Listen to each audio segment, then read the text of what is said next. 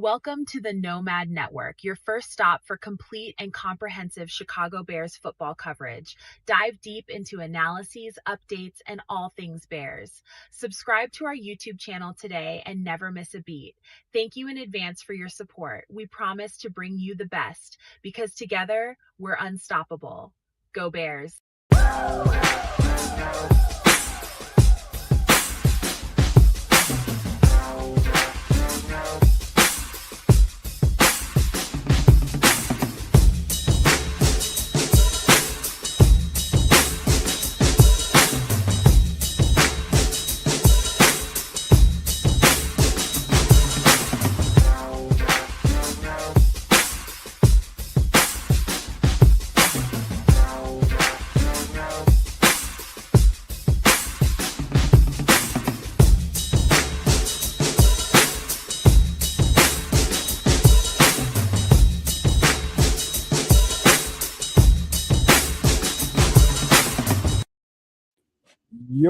Yo, Nomaniacs. Welcome into Nomad at Night.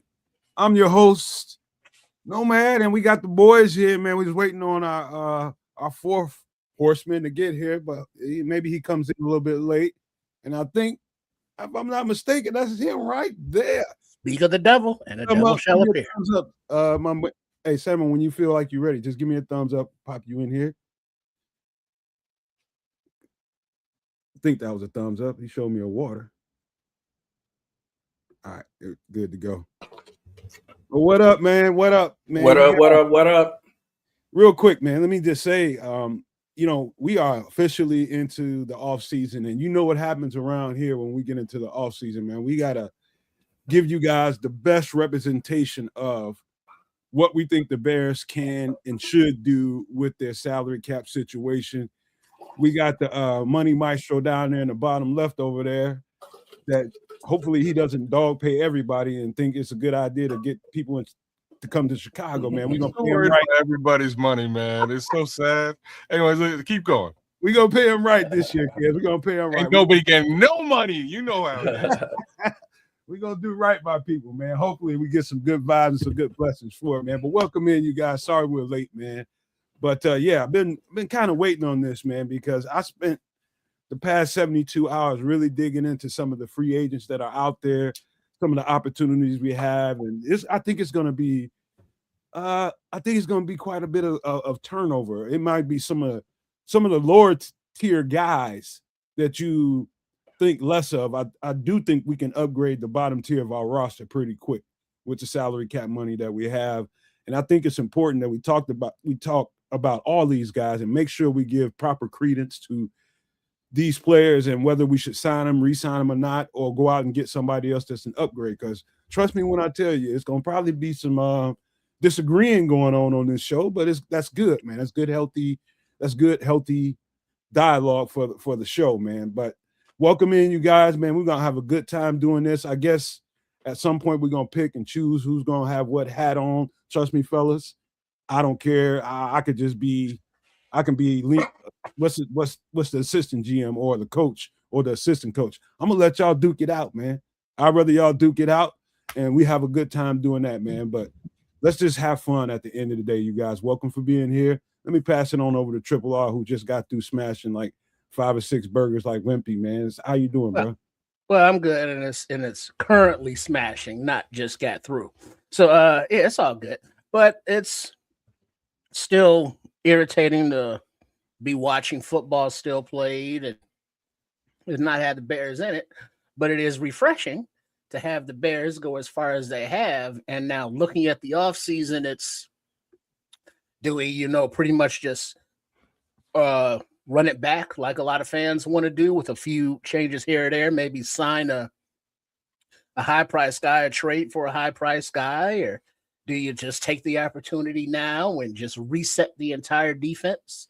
There are many ways that this franchise could go, and we're going to discuss some possibilities from our point of view, but I'm sure before the actual season gets here, we're going to have different perspectives as well. As free agents are not free anymore or other teams outbid or what have you. So, yeah, it's going to be a fun off season, and, tonight is just getting it kicked off. Samo? Yeah, man. Still sad about last week's loss, of course, especially watching these games today. But hey, it is what it is. We aren't there yet, and we're gonna talk today about how to get us there, how to get us to the big game. And we're close. We're close. And I know no man said we got to upgrade some positions at the lower, at the bottom of the roster, but I think we can make some upgrades even at the top of the roster, man. I think that we're gonna have to consider moving on for some people, and it's gonna be hard, but it's gonna be fair. You know what I mean? And we're gonna upgrade. We're gonna get players that we think have good upside, and we're gonna duke it out, like he said, and see where it goes. Oh, yeah. This is my favorite part of the year outside of us going to the damn Super Bowl. So, yeah, last week I was super hype about the future. As the week sort of rolled through and I was in and out of inebriation, which is a longer story, the sadness kind of set in a little bit. You know what I mean? Like I'm watching these teams play today and I'm like, damn, like Rams ain't got no chance against Seattle. Like Seattle Storms, like just dog walking them right now. Let's see how that continues to go. But I want that to be the end result. And I also think that the Bears would have fared so much better in this situation. I think they would have really given these Seahawks a run for their money. But is what it is. Bears ain't there yet. But good Lord, that future look bright. I gotta wear shades. So welcome in to No Man at Night on a Sunday night. Big shout out to my guy, the Naj, with us, holding it down. Who's out there? Maribel Garcia. Good to see you. Moss. Aunt Moss is out there. Shout out to you, sir. Q's with us. Braden's with us. Jackson 14. What's up? What's up? Benjamin Williams. I just want to give you guys a little bit of love. Folks will continue to filter on in as the show continues and we get deeper into what this offseason may have in store. So, Nomad, where do we go next? Well, we're gonna be human like we always are on every show, man. We get human, and if we feel like it, talk about anything that happened this week. How you feeling? Your health? You feeling good or you feeling bad? Whatever. How's life treating you, man? You're above ground, Triple R. How you feeling, man? How's your life been going? Feeling good, tasting good, smelling good, all of that. What are you drinking over there? Right now, I'm just sipping on a little ice house, but then I got a pot of coffee brewing with some Southern Praline pecan flavor, and I'm gonna mix that with a little of the Crown Black. To all those people who think that's sacrilegious, you ain't drinking it. I am, so shut the fuck up. So yeah, that's what's happening right now over at the Triple R domicile. But as always, got to give a shout out to Coach Tripping and Trip and Chef Trips. All of the creators over at Sports Chicago Style, aka Triple R SCS. But as they spread their wings and expand into at Trip Kundo or at Chef Trips, a shout out to them, as we will have our season ending grades for the offense and defense going forward, who we should keep, who we should trade, kind of like what we're doing here, but over there. So big up to everybody who's gotten us up to 155 subs now, and it's like the growth has grown, and we appreciate everybody that has subscribed. And if you have not, you're tripping. So go ahead and hit that subscribe button. Don't cost you a damn thing. Click, and then you get the fabulous entertainment of Sports Chicago Style. So it's just working with the crew over there, getting some editing done, getting some recording done. That the season is over, so the schedule is a little bit more free to get other projects completed. So, excuse me. So yeah, that's what's happening over on this end. It's all good. Big up to everybody in the country dealing with the weather that you may not be used to. Shovel that shit out, bundle up, and y'all stay safe. Samo? Yes, sir. Yes, sir, man. I'm all well, man. It is what it is. It's life, man. Digging myself out today out of the cold. I know half the country is, digging themselves out right now, knee deep in snow. Other than that, man, life is good. Got the kid, the baby, and I got my niece now. So, man, we just been in the crib chilling. We went outside, played in the snow for a little while, threw some snowballs, dumped them in the snow, and then got on back in here. You know what I mean? So you got the niece now? That's about it, man. Still hurting from last week's loss. I can't lie, man. This sitting with me, man. I didn't even want to watch today's game. I haven't watched it, to be honest. I've been flicking it on and off, flicking them on and off, flicking them on and off. I'm like, man, fuck these games. We ain't there. We should be there. We should be there, man. We would have stumped the Patriots out in the Super Bowl, man. That's just how I feel about it. Like kids said, I feel like we would have matched up better against the Seahawks. Gave them a run for their money, man. But it is what it is. Like I said, we're going to talk about how to get there. All right, man. What about you, kids? Kids, you muted, man. Sorry, y'all. So I missed Wednesday. Obviously, I was out and about doing a business thing. Shout out to my team at my job. We did some good business, got some good learnings and understandings in, and also a whole lot of alcohol. So shout outs to all them. I'm back. I'm in good spirits and ready for 2026 to kick things off in a good way. And I think that's where we are with this Bears thing as well. So let's get into that and we'll figure out exactly how all that goes. Shout out to Olivia Clifford, who just jumped in. She's a Patriots fan. She's bigging up her team. And without a quarterback, those Denver Broncos had no business being where they were.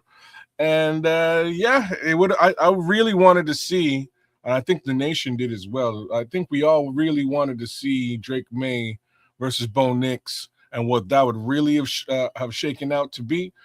Unfortunately, Jared Stidham is no Bo Nix. So you know what I'm saying? So there's that. Patriots cakewalk right into the Super Bowl. And unfortunately, Olivia, as good as they are, I'm not so sure they're ready for this iteration of the Seattle Seahawks.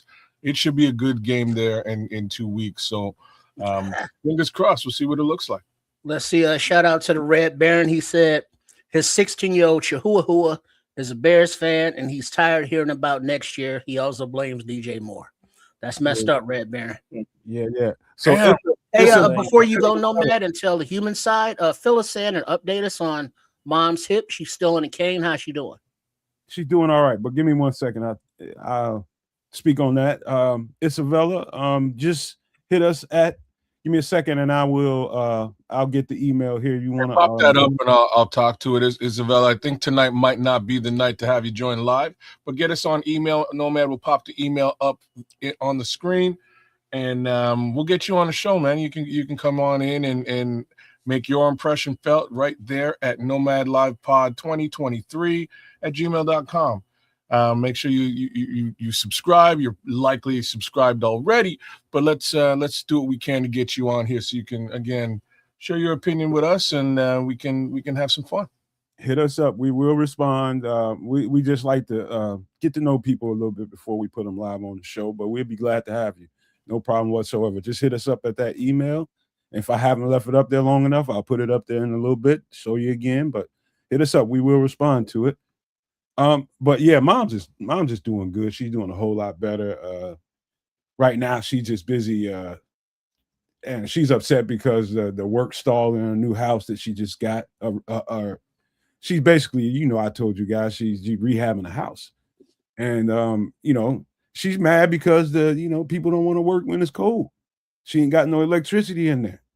You know what I mean? And she's upset because she can't get people moving. I told her, I had to tell her, man. I'm like, Mom, like it's cold as a dog out there. You ain't gonna be able to get too many people to move. Well, I'm paying these people good money. I'm just like, it don't matter. It's cold. You gotta give people some grace. And I know you want to see things come together fast, but she one of them type of people, man. She's a real go-getter, man. And when she wants to get stuff done, she wants to get stuff done. I'm that way myself, man. So that apple didn't fall too far from the tree. I'm that way myself, but that's Mom. She's doing a whole lot better, man. Me personally, my situation just got into flux. So we only got one running vehicle right now, and that thing. My girlfriend went to work Friday. And that thing, she stopped by Family Dollar, which is like literally right down the alley from my house, like right down the street. And she went in there, she started the car, she gets in there, she goes and stopped to get something, get ready to go finish her trek to work. And she gets there and goes back out to get in the car, and the car wouldn't start.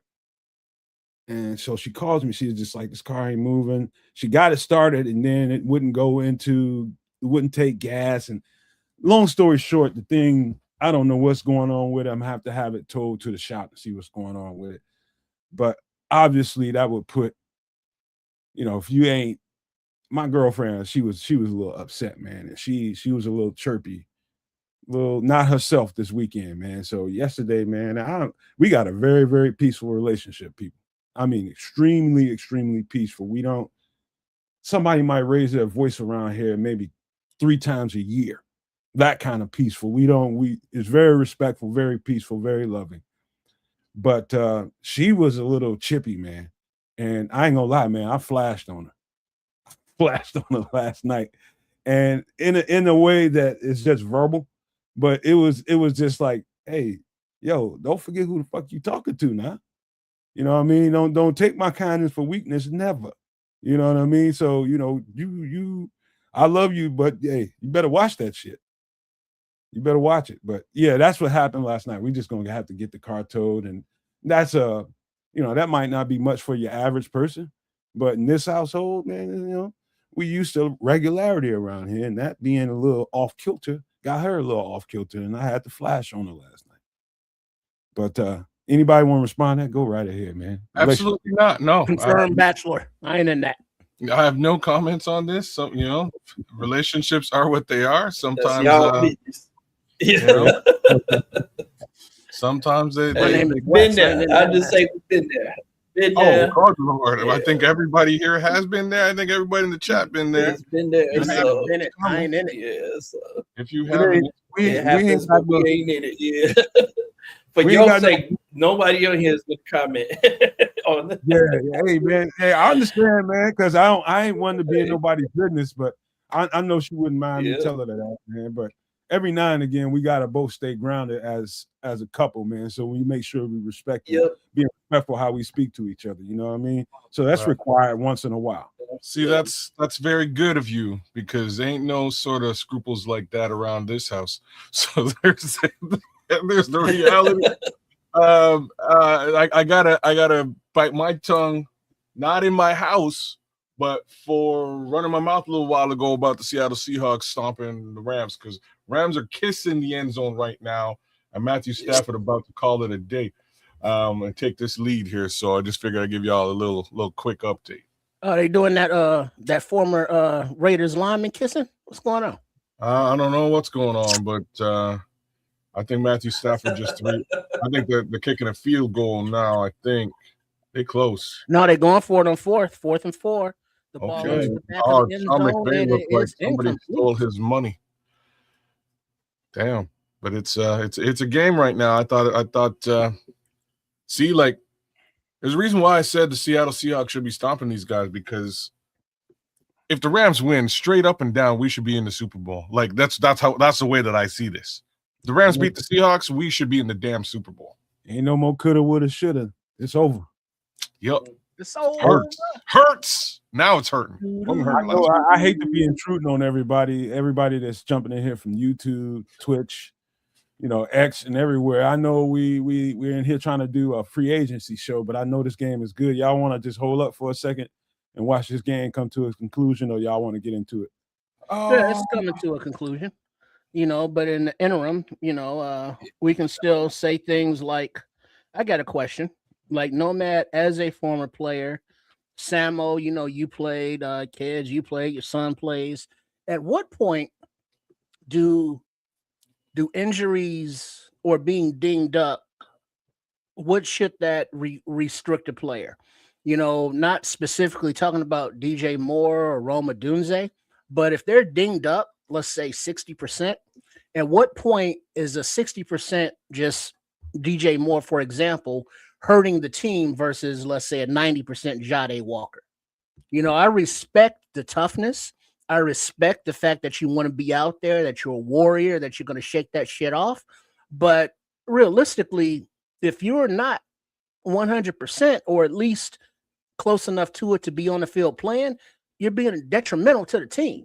And I'm irritated with this coaching staff because on several occasions, see Rome Odunze, see Kyler Gordon, where they're bringing back guys from injury, and then they hurt themselves in the pregame, which basically says they came back too goddamn soon.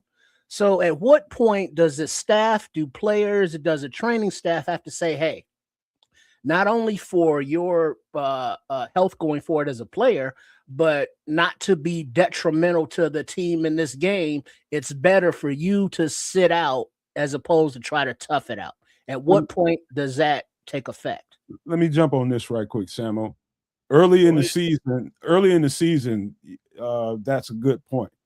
Very early in the season, mid-season, even sometimes to the farther tier of the season. But when you going towards the end of the season and you're trying to get rhythm, because the rhythm teams, the hot teams are the ones that win Super Bowls and get into the Super Bowl. Late in the season, you got to go with your dogs.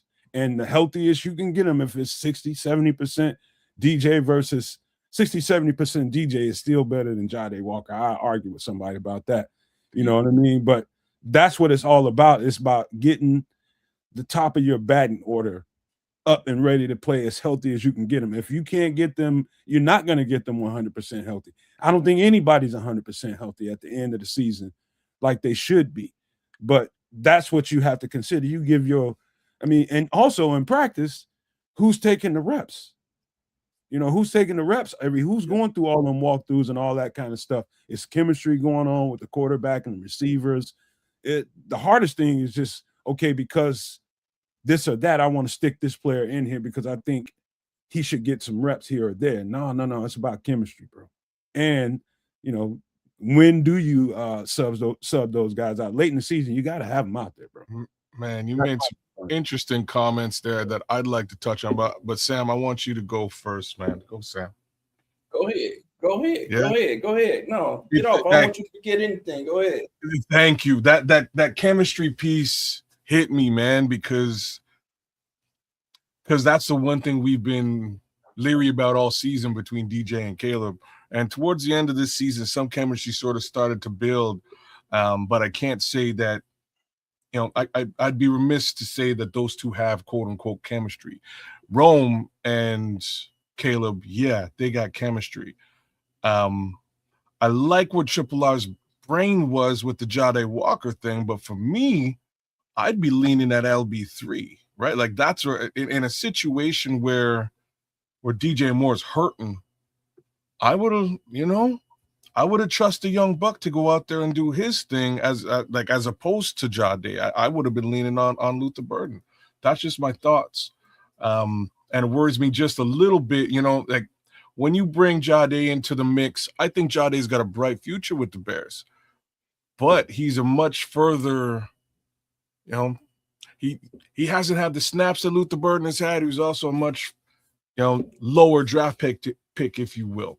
I think Luther Burden moving forward with the Chicago Bears, and I've said it before, I think the league messed up letting us have him. I think he's got a bright future here, and he will do great things.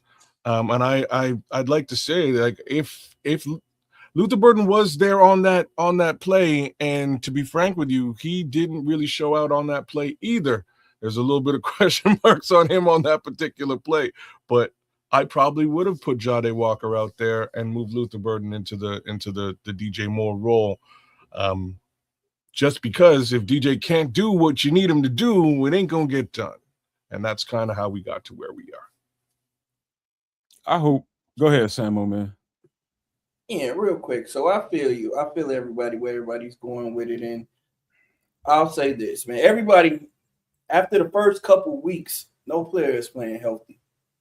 Like everybody dealing with something after the first few weeks, everybody dealing with something, and not the same thing as the season goes on, because we all know that you overcompensating your body. So if your hip hurting, then after that your knee gonna start hurting because you go that overcompensation in the body. When you continue to try to play through those injuries, then it's just going to lead to other strains on other parts and other muscles of the body. We know that. That's just a fact. No players is going to play a full season 100% healthy, except for maybe Kevin Byard, because I don't know what's going on with that dude. He's a cyclops or something. Like he never seems to have to deal with any injuries. Like he seems to be 100% all the time. But seriously, I like Rome Odunze. I love Luther Burden, and I really like what's his name, Jade Walker. I really like all of them. But the thing is, none of those guys have the feathers in their caps or the stars on their jacket that DJ Moore does, man. It's and true. So when it comes down to it, of course I'm going to rely on 80, 60, 75% DJ Moore. I don't think DJ Moore is playing at less than 75%. Maybe at that point in the game, because of what happened, and we all saw the hard hit, and he just seemed to like be going through a little bit or something. So, but I can't say that I would rely on DJ Moore to make that play. I do believe that there was some sort of miscommunication on that play. I believe what Ben Johnson says, that it's probably partly on him. I've listened to Kurt Warner talk about that play. There's a gray area within that play where, if DJ Moore flattens that route out, man, I keep saying to people, he's going to run right into Luther Burden. Like, he's going to draw the coverage over to Luther Burden, or Luther Burden's guy could drop back in coverage, can see that and drop underneath him, or then you got a guy underneath you and a guy over the top of you that could have an opportunity at that play.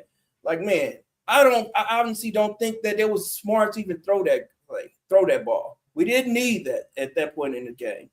We were marching the ball down the field. We were trying to beat them as opposed to just winning the game.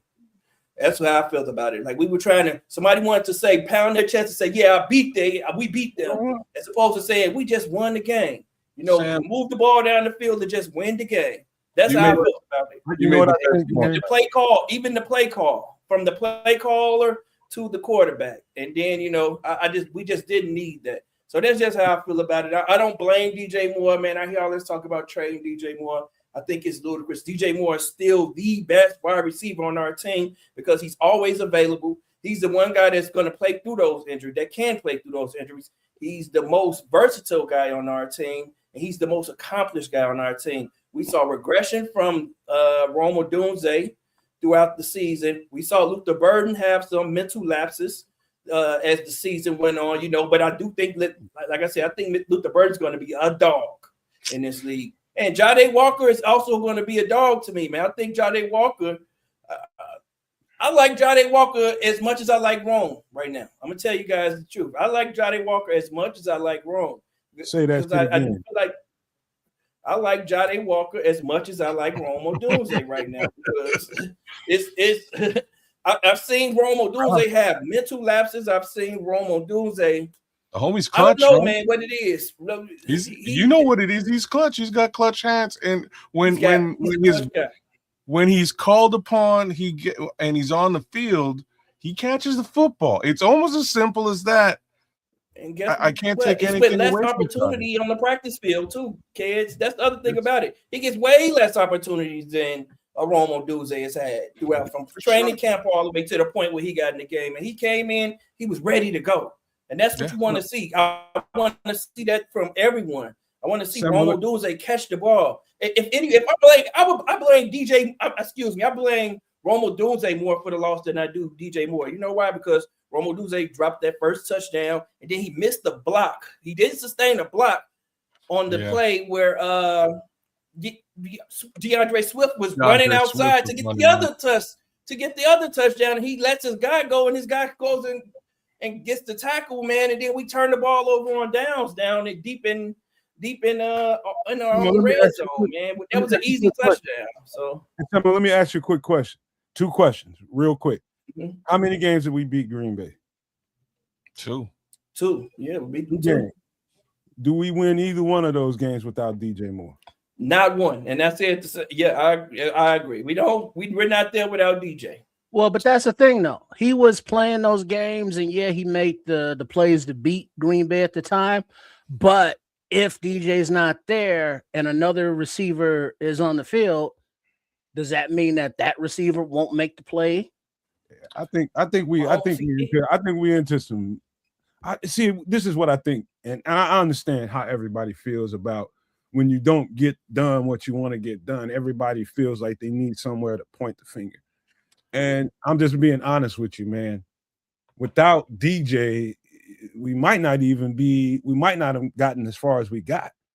Just to be honest with you, man. Especially, I mean, DJ Moore is like you ain't finding DJ Moore is just on a tree somewhere walking down the street, dog. Fucking appreciate him, man. That's the best thing I can tell you. I know everybody's on this warpath talking about trade DJ. I don't particularly agree with that, man. I think differently. But if they do, they do. It's not my place to say whether they're right or wrong. I'm just saying, right now we're in that scoring place, man. But I don't feel like people should just keep pointing fingers at him. That's just wrong. So I'm in like full agreement with you. At the same time, like as we go through this exercise today, I'm probably going to cut DJ Moore. I'll just say it now before we get there. Just saying. But I'm in full agreement with you. What if you ain't the GM? Okay, well then maybe he won't get cut, and that's fine too. Maybe he won't get cut. If it was me, he'd likely get cut. But I want to address what he said though. Why I agree. DJ Moore is an important facet of this football team, which gave us a bit of a luxury, which was depth at the wide receiver position. And that's really what we're talking about. We're talking about the depth at that position. As we get into this final football game and we're looking at depth, if like we're talking about a Romo Dunze missed block, Romo Dunze got a hairline fracture in his foot. I don't know if having him on the field at all in that, like he wasn't really effective in that game. Having him on the field at all probably wasn't in our best interest. And again, we're talking about that depth. We have a Luther Burden. We have a Jade Walker that can step in and do some stuff. We also have Duvernay and OZ that can step in and do it. Like OZ is one of the best blocking wide receivers in the game. There are things that could have been done there, given the fact that those two players that we sort of just brought up got hurt. Like DJ got hurt in game. I ain't saying fire DJ Moore at that time or that DJ Moore was a detriment to the team. But if he's on the field and he gets hurt and he can't run the routes you need him to run, and that gets exposed at the end of the football game, maybe you might have wanted to ask the kid to take a seat. Now, I can even understand that asking DJ Moore, who's like he's like a mutant and stuff, asking him to take have a seat, man, you're hurting, might be a bit of an argument. But if it's going to cost you the game, it's probably an argument worth having. And the last piece is to note, everybody, like we can't just holistically point the finger at DJ Moore. There are three other routes of passage under which this game could have still gone, Chicago's way. The first one is the check down to Monangai would have worked out. They shouldn't have went for it. They really shouldn't have. Caleb really shouldn't have gone deep. He should have gone short. We could blame Caleb for that. There's also the obvious notion that maybe if we'd kicked a field goal or two, things might have been different as well. So there's different, there's different levels of blame that we can throw as far as that one football game is concerned. It's not all DJ Moore's fault. I just don't want to play Hunger Games. I know a lot of people do, but I don't. I'm with you. I'm of the belief that one play can't lose you a game, but one play can win you a game, but one play can't lose you a game. That's just how I look at things. One play does not lose you a game. And like I said, I can point to several plays, man. I can even point to the fact that, even on when we turned the ball back over to them, it was a 3rd and 6. Dennis Allen goofed when he called the all-out blitz and didn't cover Puka Nacua and leave Puka Nacua wide open against one of the best quarterbacks, the MVP of the league. Like he's not going to know just to drop the ball off to Puka Nacua with a safety who's supposed to cover him 12 yards deep. Like, come on, man. Like we goofed. There are so many things that we could point to that caused us that game, man. There was definitely not one play that lost us that game. And I don't blame DJ Moore at all, man. I feel you, kids, that you give Romo Dunze, and you sound like you give Romo Dunze the pass because of the foot, but the foot bone is not connected to the hand bone. It's not connected to the hand bone. So if the ball hits you in your hands, catch that mother. I'm saying both of those guys were. You could have leaned on the depth in that situation with either one. I absolutely agree with you. And I do think that it something was bothering. I even think that Coastal Loveland was hurt, man. Coastal Loveland dropped about 4 passes, man. Everything seemed off in that game, man. It just seemed like everything seemed off. But we got to a point where we could have won that game, and I feel like the quarterback at that point just has to be the coach and the quarterback. They have to be the adults in the room and say, we're going to do what we have to do to win this game, and we're not going to put the ball in harm's way to lose this game. You know, if DJ is not looking at you and you don't know that DJ is about to flatten that fucking route out, you don't throw that fucking ball. That's just how I feel about it. As a quarterback, you don't throw that. If his original route is to go behind that safety, but you're saying that he has the room to come underneath that safety because y'all talked about it. Until I see him start to flatten, I'm not throwing that ball because I know that could end the game. And if I do throw it, I'm throwing it to a point where I know that only DJ can get it. You know, nobody else. Well, no one else. So I blame Caleb more. I've got to blame Caleb more than I blame DJ there, man, because the ball is in your hands, man. You see what DJ can't see. You can see what he can't see, but you don't know if he's seeing the same thing you see. Until you know that he sees it, then you gotta you hold it that extra second. Some people say he should have thrown it early sooner, because it shouldn't have been in that second window. It should have been in that first window. So, man, like, we can go all day and go back and forth, but I just know this, man. DJ Moore has been a dog for us, kids. He has, a dog for us. And you said that he's added depth to the position. No, he hasn't added the depth. These other players added the depth. He's added a number one receiver to the position, which we have not had in Chicago until he came here. You know, and I think we've gotten our asses spoiled, and everybody's on their high horse right now saying we got Romo Dunze, who hasn't shown shit. Romo Dunze he's not ready to be a number one. That's what he's shown us, that he's not ready to be a number one wide receiver. We got a good receiver in Luther Burden, who hasn't shown, who's shown up. He's shown some promise. That's all he's shown. But he's going to be number one. He's going to be number one, kids. We know that. He's going to be our number one. But neither one of those guys are ready yet. So that's why I feel like if we get rid of DJ Moore too soon, get rid of him right now, man, we're gonna hurt the offense. Because even though DJ wasn't making plays earlier in the season, DJ was blocking, DJ was running the ball out of the backfield, DJ was running his route patterns to clear out and open things up for these other guys underneath. Like this, there's a lot that we don't see that DJ was doing, man. So, man, we got to give him some grace, man, because that man, he's played through injuries, man, and he's played every game this season. And he's also the only receiver on the team who's played every game during the season. Everybody else had injuries where they couldn't go. But DJ Moore was like, you know what? I'm going to toughen up. I'm going to gut this shit out for the team. You know, this 80% me, I'm going to give it to you, and I'm going to give it my all when I get out there now. I don't know what happened on that play, so I have to give him some grace, man, just because, man, yeah, we've seen him go away on some plays, but up until that point in that game especially, DJ Moore was balling his ass off. The left-handed catch, one-handed, you know, taking the big hit on the sideline, you know, and he went out the game for about 5 minutes, then comes back in, tries to gut it out and comes back in. Like, I don't think he was completely healthy. I think he was a little dizzy and all of that too, but I can't say I think he was concussed. Yeah, I definitely feel like he was concussed or something. Well, but that's the thing, though, Samo. If you're the coaching staff, I get it. It's the playoffs. It's the season's on the line. There is no next week. Is win or go home or go to Cancun, whatever the hell you doing. Mm-hmm. But at what point it's like, yeah, this dude, he's out of the blue tent. They gave him the thumbs up, so he should be good to go. But if he's dingy, he's a little dizzy, a little off, you know, at what point does the training staff, you know, because we've seen them put players out there too early before, and we've seen them what happened with, as I mentioned, Kyler and Rome. It's like the training staff gave them the green light. It was like, yeah, y'all good to go. And they wasn't. You know, Even they JJ. said, hey, at the end of the game, when it's Even crunch JJ. time, and JJ DJ is is the one saying, I I'm question. good. And it's like, well, no, you're not.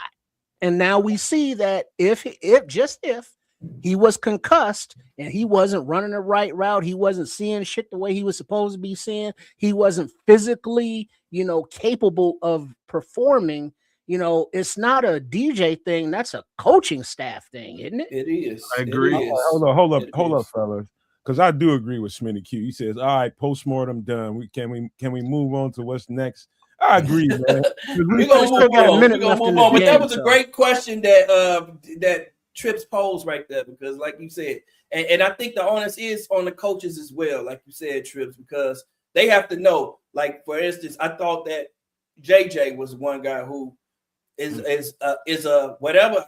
JJ was not 70. He was 70% or less of what JJ definitely less. 70% or less. Yeah. Is 70% JJ better than 90% Stevenson? I don't know about that. Like, I didn't think so either. So at that point, you have to blame the coach and like, man, like we want you to play. We like that you want to play, but we're gonna put you in spots. Like, yeah, you the starter, you the man that makes the money. But I think he was hurting us in those games too, in those final few games. Hey, but we can move on. I can't help but to say this, man. You know what we sound like? We sound like that dude with a 3-car garage with a Corvette, Maserati, a Lambo, and all 3 spots, big ass mansion and shit, complaining about how bad life treating you. Man, we good. Yeah, but I mean, as a player, you obviously had to play through pain. You know, has there been a time where you were on the field and was like, yeah, I really shouldn't have been out there. I should have let the backup play.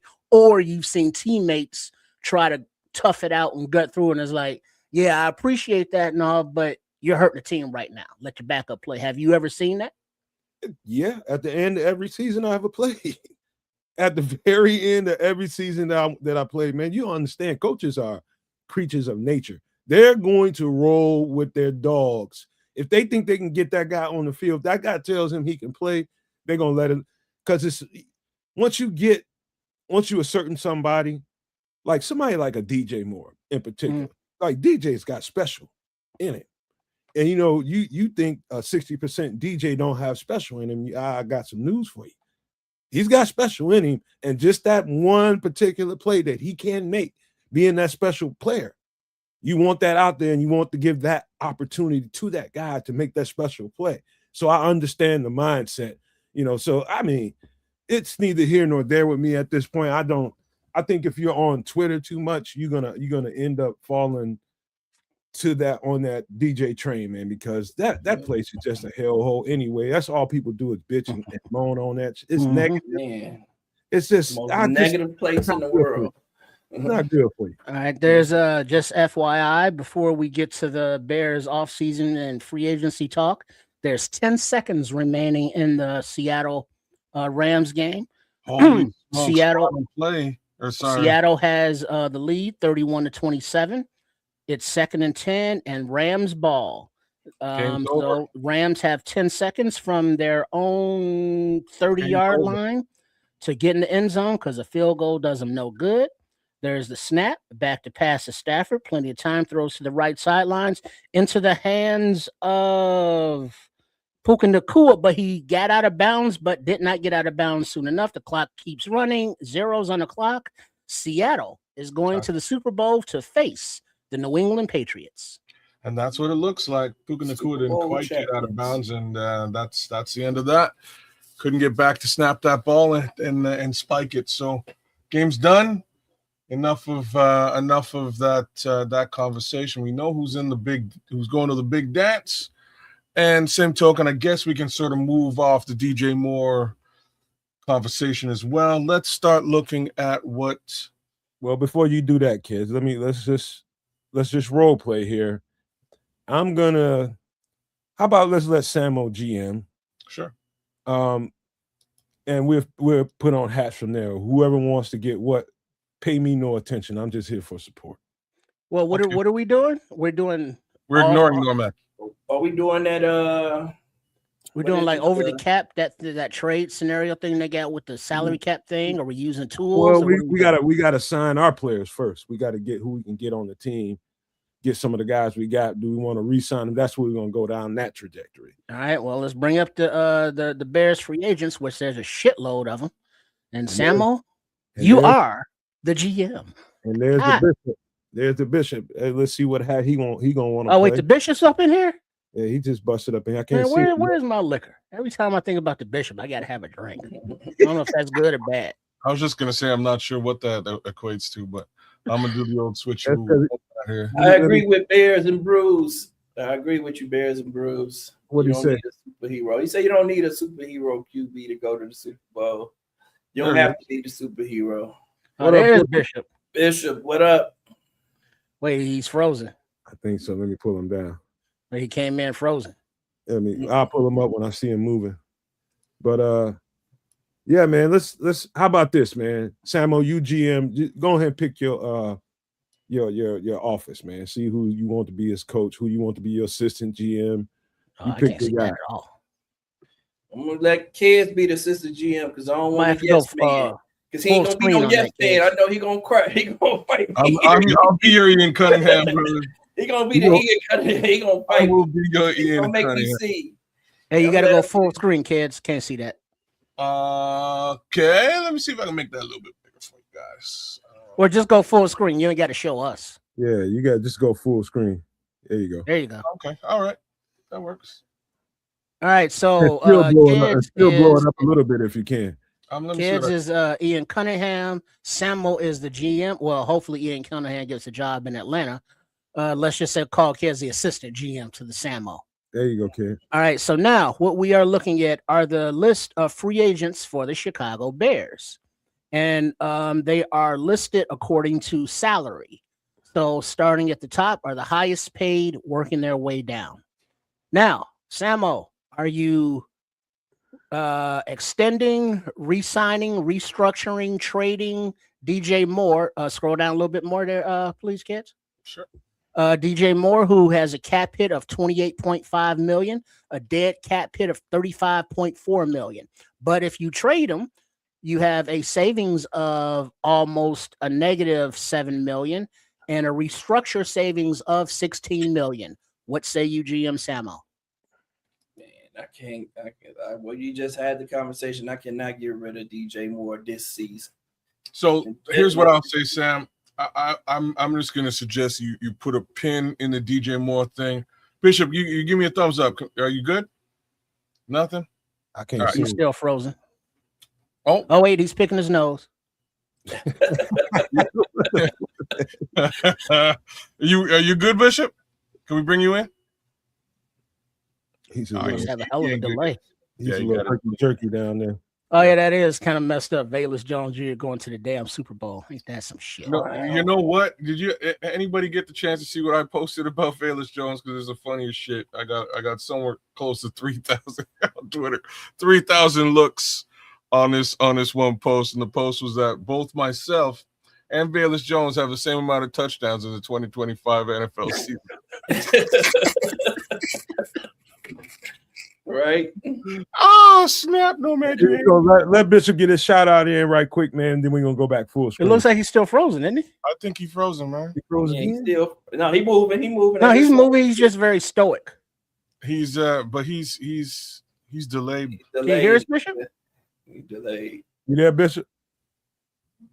Are you muted? Oh, he is a little robotic. Man, it's fucked up down in Texas, man. Yeah, your mic's muted, Bishop. Say something, Bishop. All right, let me talk to him, y'all. I think the feed is just kind of icy. He better be glad he got his internet frozen like the weather. So all right. So what was the conclusion with DJ Moore there, GM Samo? I would say we restructure him this year, man. Right, what kids were saying something about putting a pin in. I would just say put a pin in DJ Moore for now. And we can look at the rest of these guys and come back to DJ because it's a thing. You know what I mean? We can just do them last. We can do them last. Yeah. Right, okay. All right. You want to start from the bottom then? Bottom of the list? I would do that. No, let's start from Montez because we need to see what the big. All right. So Montez Sweat, who has a cap hit of $25 million, Dead money. Wait, scroll back up. What is that? What does that category say? Oh, sorry. Okay. Oops. There we go. Dead money of 18.1 million. If cut, a cap savings of 6.9 million and a restructure savings of 9.8 million. GM Samo, Montez Sweat. We need some restructuring, man. We can't get rid of Montez Sweat. Can't trade him. Can't cut him because of the dead cap. Like, he is our best defensive end. He has shown improvement under this regime this season, man. So, hey, we just need to get him some help on the other side, or get him some help from the inside more than the other side. And I think Montez will be good. We need some savings, though. Let's get that restructured done, man. All right, what happens if you hit that button there? All right, it's done.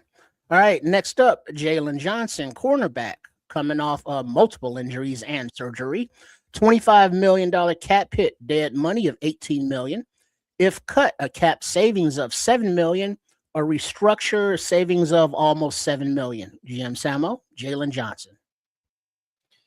What do you think, kids? Because I'm gonna be honest with you. Okay, before you even go, I know you've been trying to get Jalen Johnson off this team for like 4 years, man. I know you for a minute.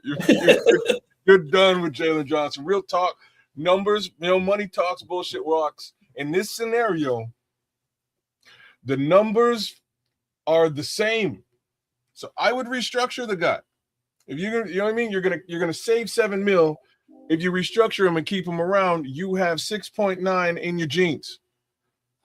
You know what I mean? It's half. You know what I mean? 6 of one, half dozen of the other in this scenario for Jalen Johnson. So that's my 2 cents. If you want to cut him, I don't blame you. You still get $7 million. If you want to keep him around, like the only reason I would cut him is if you are full on confident that the replacement case scenario is good enough to handle things. And that's what we're not confident about. We don't know who the replacement is going to be, so let's just go ahead and let's restructure on this time until we. Okay, now remember, I must put in that restructuring makes it more difficult to get rid of them down the line because you're basically adding years on to their dead money. So if you were thinking about trading, I want to trade him.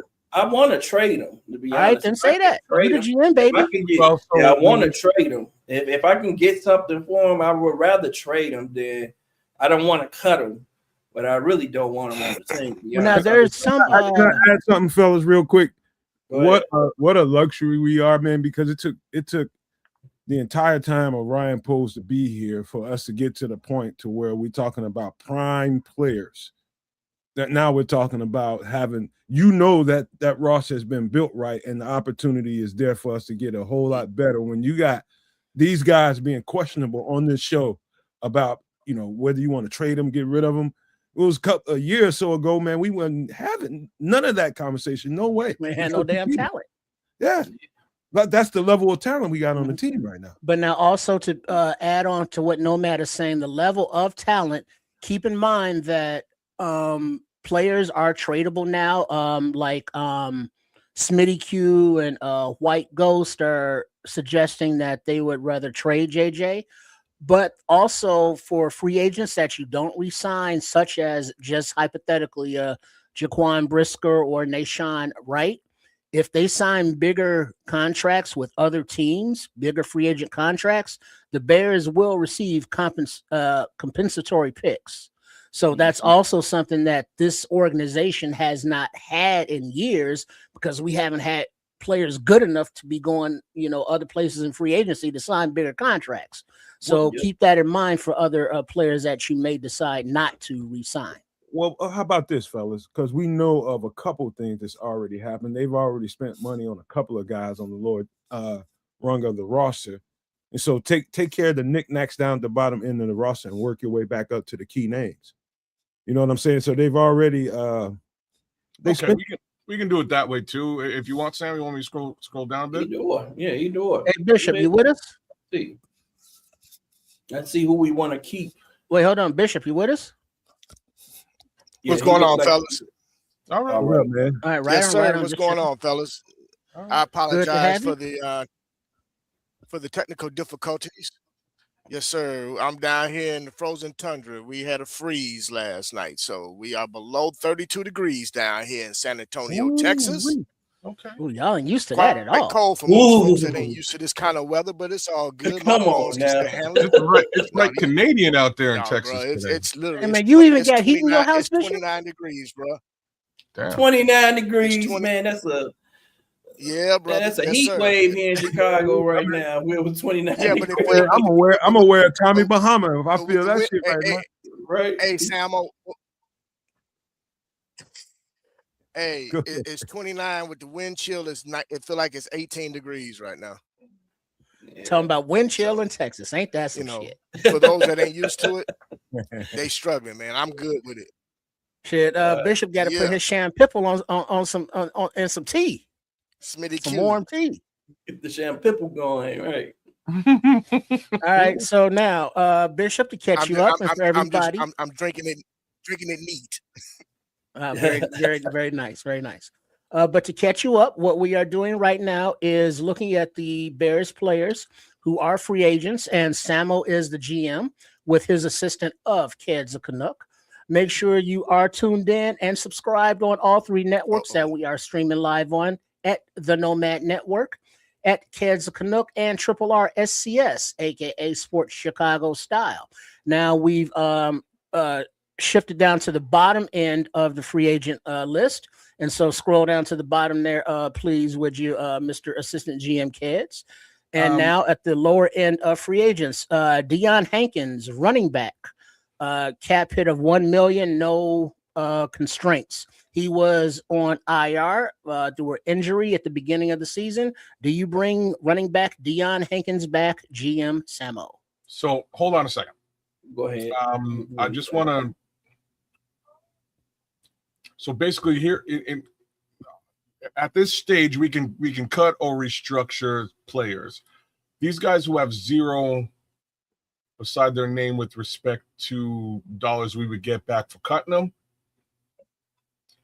we can kind of skip. You know what I'm saying? Right. We're not going to cut them. They're already signed. It makes no difference. So Okay. I'm just going to sort of scroll up as we go through them because there's a bunch right at the bottom. To the ones All right, that have so money. just kind of highlight the name that we So- should be over. All We don't right. need So to narrate. Hankins, Let's just get to some business, man. cool. So Hankins, we're keeping. Jade Walker, we're keeping. Kamanungai, we're keeping. Luke Newman, we're keeping.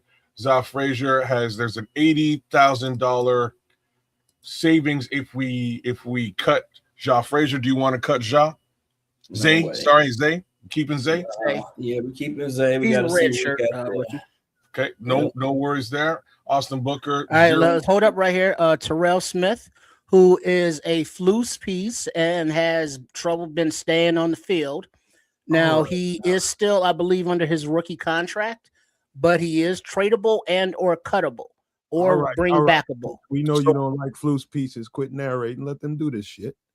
Okay, so we'll see Terrell Smith on the other side with respect to trade in a minute. But again, it makes no difference if we cut him now or restructure him. No dollars saved here, right? So Okay. Sam will go for Noah Sewell.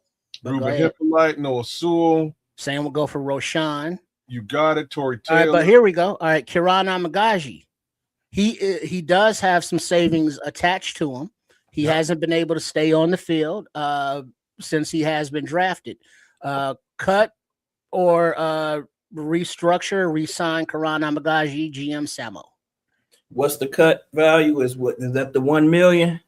No, $125,000. Not worth cutting them, man. For the There you go. 120 right now, we gotta let's see what he does when we get to training camp. We'll cut him. Wait, where do you cut see $125,000? It's actually 128? 128. Oh, okay. All right, Um, so bringing him back. All right, Shamar Turner is still under rookie deal. Ozzy's under rookie deal. All right, Mhm. Tyreek Stevenson. He is still under his rookie deal, but with the clashes and the benching for his disciplinary tactics during the I think it was a Rams game, Kevin Byard had to bring him back in. You know, it's like, hey, the game ain't over. Stop celebrating with the fans. His inability to get on the Narrate, field. man. We know your story, man. Let them pick, man. They know what they think of the player. Trip, stop trying to win. GM. Hey, Trying to he laying it out there for us, man. We're gonna go ahead and keep Tyreek around, man. If we got a good trade offer for him, then we would consider it.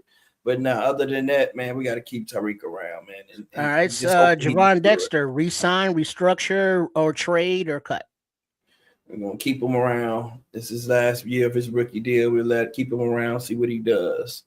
All right, I think let's see, Luther Burden rookie deal. Josh Blackwell just resigned, I believe. But Amen is a candidate to be cut because you would save a couple million. No, you won't save anything. You're still at $0. No. Wait, what's that other category? But what's that other line item? Restructure. This is cap cut savings. So cap cut savings is $2 million, ain't it? It's $2 million. You could cut them if you wanted to. Well, that's what I just said. All right, my bad. I'm getting from Canada. Hey, you assistant GM. I'll do the narrating. All right, so Samo, Amen, our big. Hey, Amen, $2 million for Amen, man. He didn't. He couldn't stay healthy for us this year on the field. I might go ahead and let him go, man. He didn't play when we needed him to play. Man. I might go ahead and save that $2 million. All right, you got Cairo Santos, who's under contract. You got Tyson Bagent, who's under contract. Colston Loveland, rookie deal still. Rome Odunze, rookie deal. Darnell Wright, I would think that he is extendable eligible, but that's not an option here. It's only cut or restructure. Yeah, we're gonna have to offer him a deal in a minute. By the way, fellas, we the Avengers. Goddamn it! Right on, Dante. The fucking Bears world right now. Avengers on. Now this next guy, he's still under contract for one more year, but if you cut him, you save $7 million. And there are other free agents, Breece Hall, ATN if he's released, other free agents or rookies. DeAndre Swift, what are you doing, GM Samo? Bears fans not gonna like this, but let him go. I'm gonna let him go, man. All right, cut DeAndre Swift. I'm going to let him go. We had a good running back coach with him last year. That running back coach not gonna be here anymore. I need somebody I can upgrade at that position. All right. Caleb Williams, obviously rookie deal. TJ Edwards, he's coming off of IR, cut, restructure, trade. What are you doing with TJ? We take a negative hit if we cut him, so we can't cut him. Do we want to restructure TJ? I don't want to push anything out because that'll make it harder to cut him next year. So I'm gonna have to leave TJ where he is right now. All right. Next up, Cole Kmet. You can save about $4 million if you restructure and $8 million if you cut them or trade them, or do you keep them around because Ben Johnson likes to tight ends? I'm gonna keep him around, man. Maybe we extend him out and bring that cap number down. So right, restructure Kmet. Restructure, yeah, we can restructure Kmet. All right. Next up, Kyler Gordon. Any changes to him? $6 million on the restructure. Wait a minute. He's right, man. Hink's right. Yeah. We did resign TJ before the season started. Yep, we did before the season started already. But that's why we got 2 years before we can cut him again. So go back down to TJ? No. Let's stay where we are. Okay, all right. So we didn't do anything for him. Okay. Yep, with Kyler Gordon, $6 million. Yeah, we're gonna have to restructure that, man, because we need some money. We need money. Right. Next up, Drew Dahlman, center. Restructure, save $5 million. Save $5 million on the restructure of Drew Dahlman. I would, as your assistant, absolutely. He played a great season. He's gonna be here. Yeah, he's gonna be here. I would want to keep him here for a minute. Yeah, he's gonna be here. So restructure Drew Dahlman. All right, Jonah Jackson, right guard. Restructure will save $5.5 million for him as well. Same. Yep, same thing. Yep, he's gonna be here. We need some cap money. We're trying to build something. All right. Next up is zero restructure savings, but if you cut or trade him, you save $15 million. Linebacker Tremaine Edmonds. Tremaine, he gone, dog. He gone. Gotta let him go. Assistant GM, cut. It's Chicago. Yeah, it's Chicago. Yeah, much appreciated. It was Chicago. It was Chicago. All right, kids. Leo Factor wants to know, what does restructure mean? Question mark. We give we give them money now up front or then some later, question mark? So basically, we turn the money that is tied into their existing contract or future contract into a signing bonus. We pay that money up front. We wind up actually it winds up actually counting on the books over the course of the next few years. So we add it to the extension of that contract. So we're saying stick around for another couple of years. We'll put the money backloaded, but for you as a player, we're gonna give it to you right now. And players are like, shit, I got a bunch of money. Thanks. Right. So business wise, you want to kind of extend younger guys who are going to be around for those links of the contract, as opposed to extending older guys who aren't going to be here on that deal, and it's just going to be a lot of dead money. Because it'll be a bubble at the end. So it's going to be all we're doing is taking their salary this year, we turning it into a bonus. Yeah, we're turning most of their salary to a bonus, and with that bonus is just going to be stretched out over the remaining years of their contract, like Kid said. Over on the cap, salary cap. On the salary cap. Yep, over the salary cap. Yep. As Joyce said, so who's taking Manny's place? You counting on Hippolyte? No, we're not counting on Hippolyte. We're going to replace him, man. That's either free agency or the draft. Did you see the guy on the thumbnail? That's real. Anzalone is a real. Well, but just not to bust anybody's bubble for Anzalone, but rumors, quote unquote, have him joining his former DC Aaron Glenn in the Jets. Yeah, he's going to the Jets. That wouldn't surprise me. I don't want that. But we don't need Anzalone, man. I got ideas, man. We gonna find our next.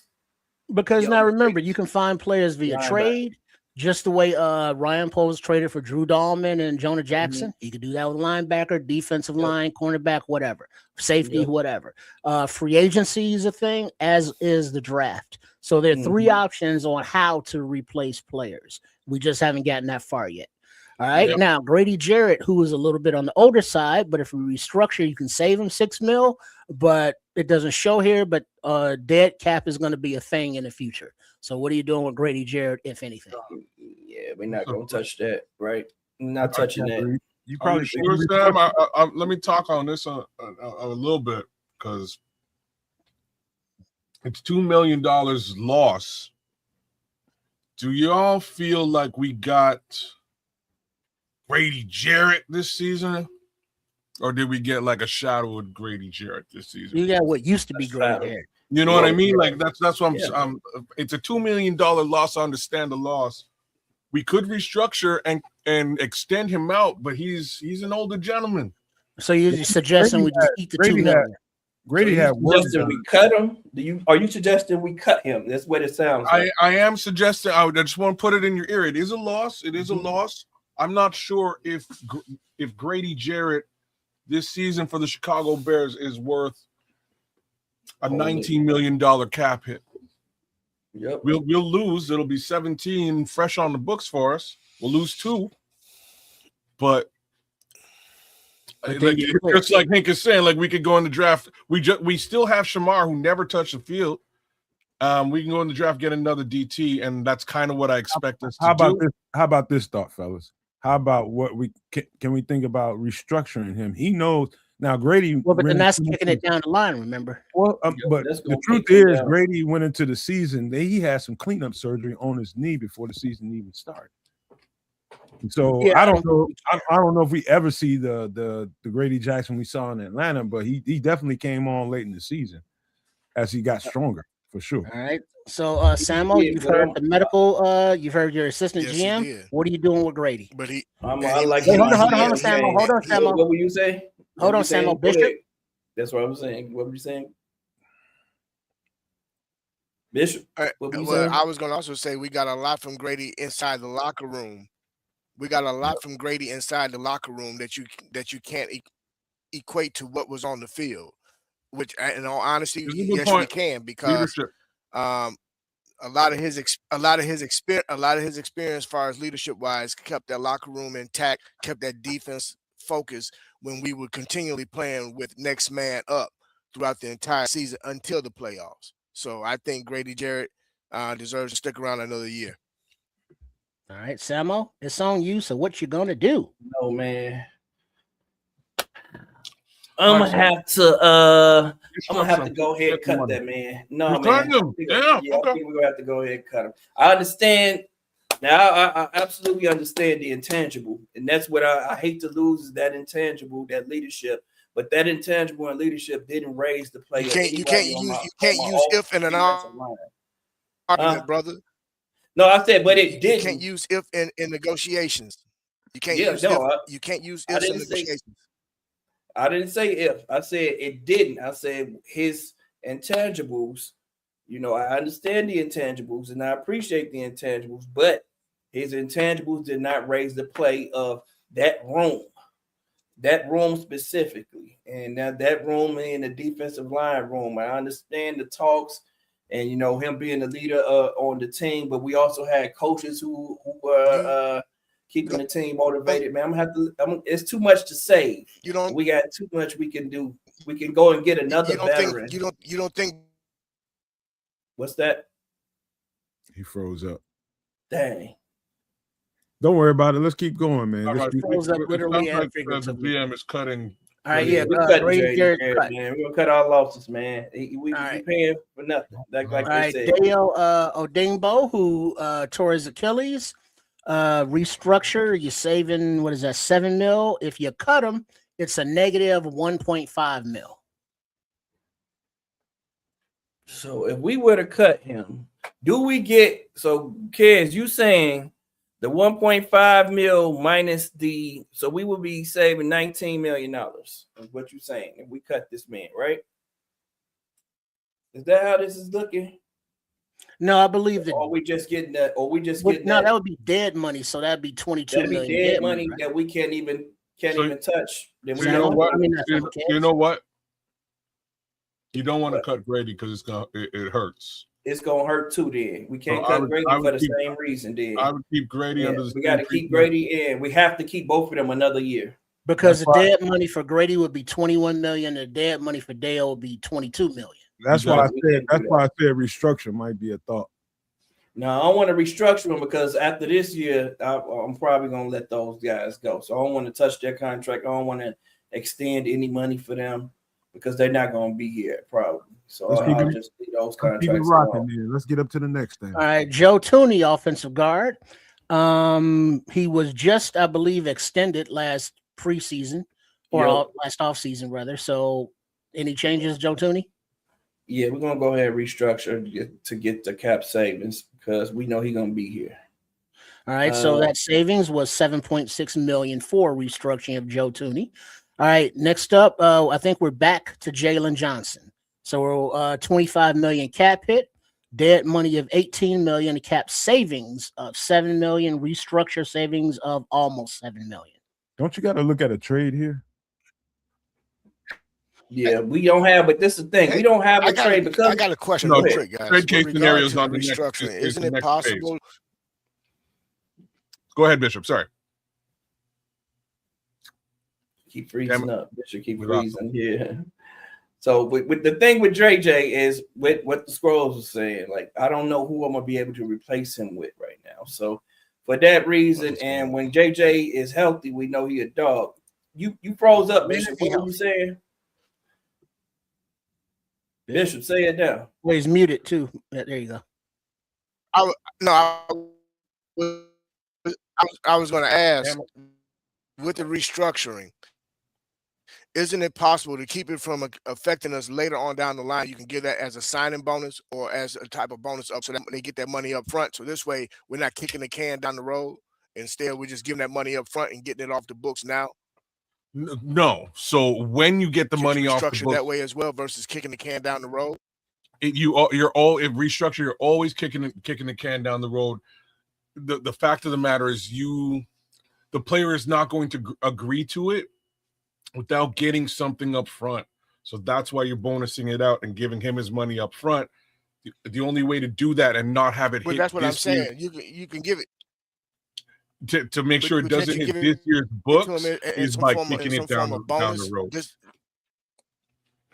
Yeah, the player gets it in the form of a bonus, but the way that the league allows you to do it is when you give them that bonus, you have to break that bonus up to in the remaining years of his contract under the salary cap. So, for example, if it was $16 million in cap savings and he had 4 years left on his deal, then that remaining 4, then it'll go from a cap of $16 million this year is to an additional $4 million on each of the following years.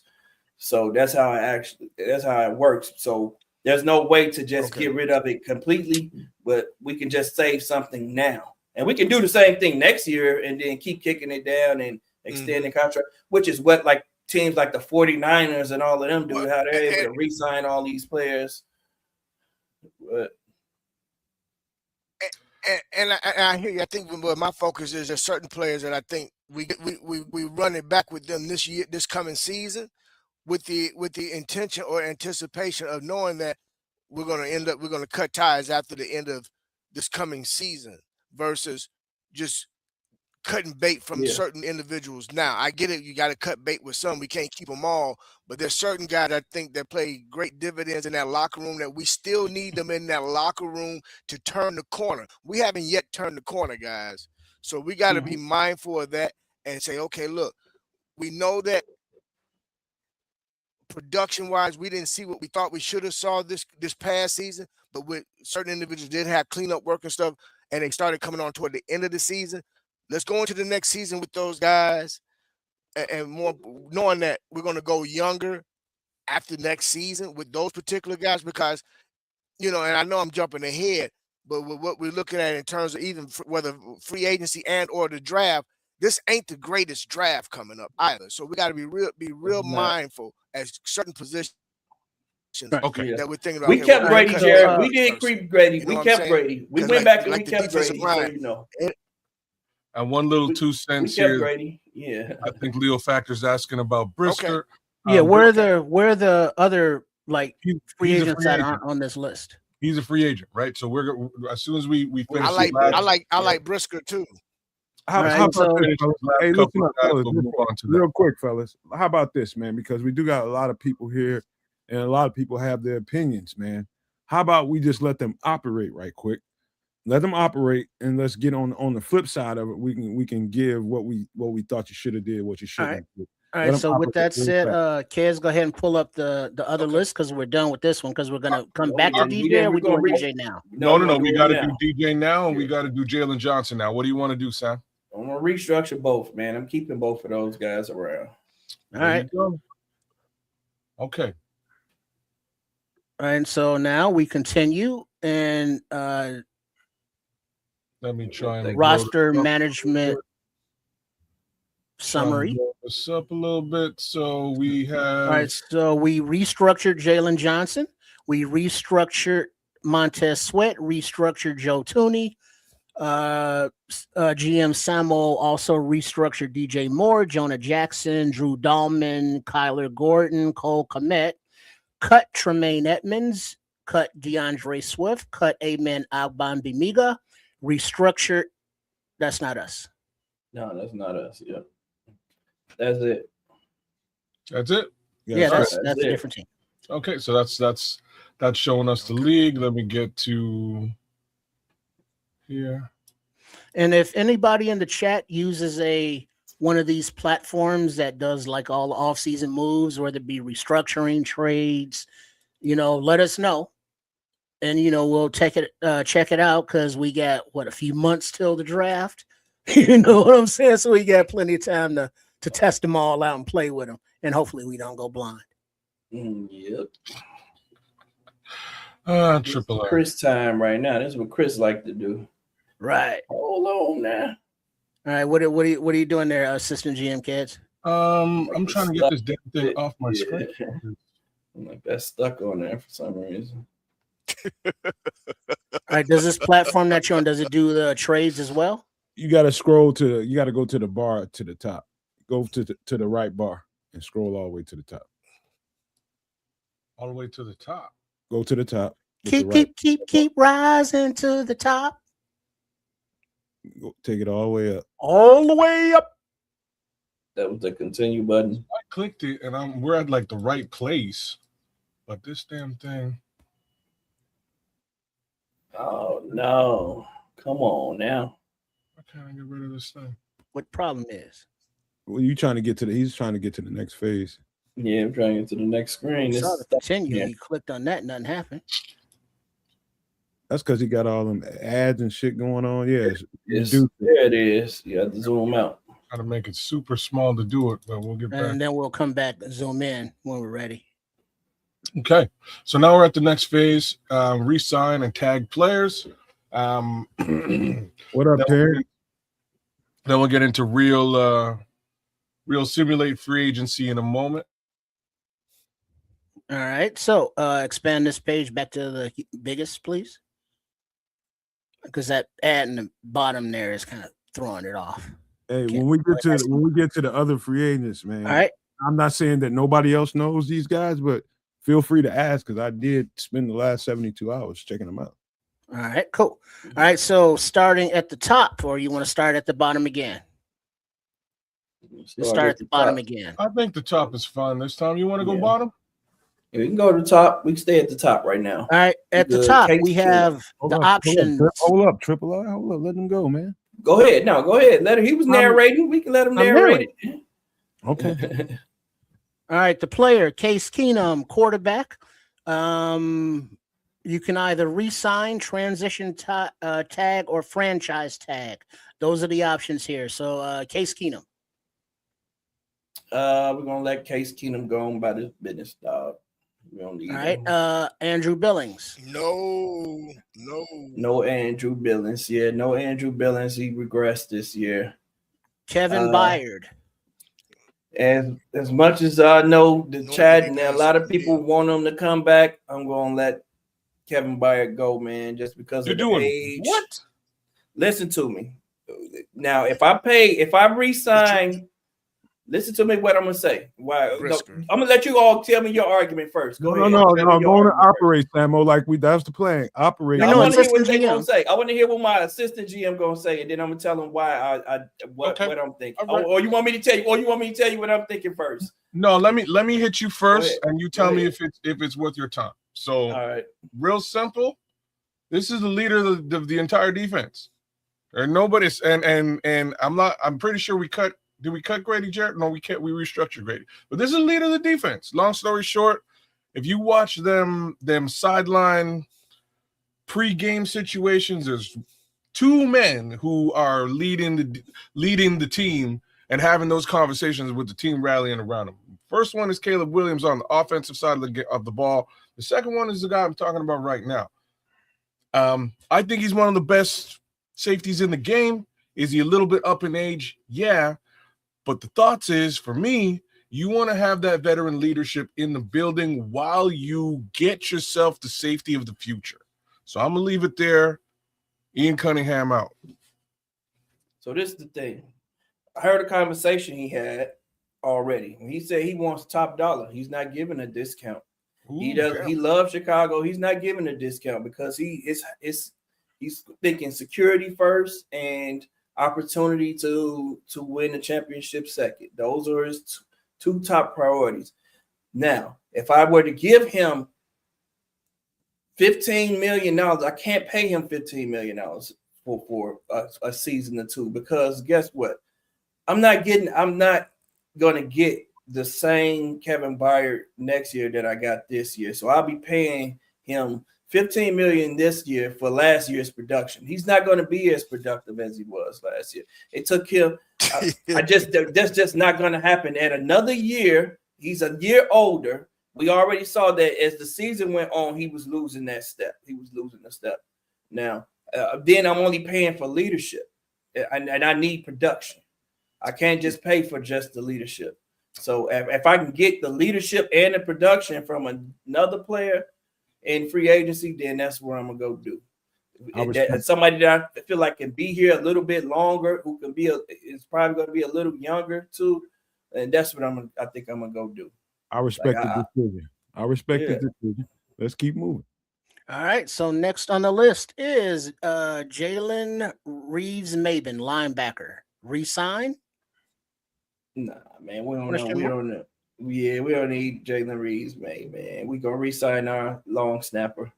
Yes. We gotta re-sign that long snapper there. Get him. That's a no-brainer. Get him. All right, wait. There's questions here. I think we might have to answer or no. No. I can't see what we're looking at, kids. Kids want to give him the bare minimum. I know. Give him the bare minimum. Heads on a 1 year. Okay, contract offer. He's a long snapper, man. You know what I mean? I don't know what you. Yeah, they signed up for 1 year. He gets a 1 year contract of. So this is what's his name again? Daly. Scott Daly. Scott Daly. Hell yeah, you're getting $1 million, Scott Daly. I'm gonna offer you $1 million. Change it to the years. To one. Let's giving him 1 year or 2 year or what we doing? Well, he's like what, 35 years old.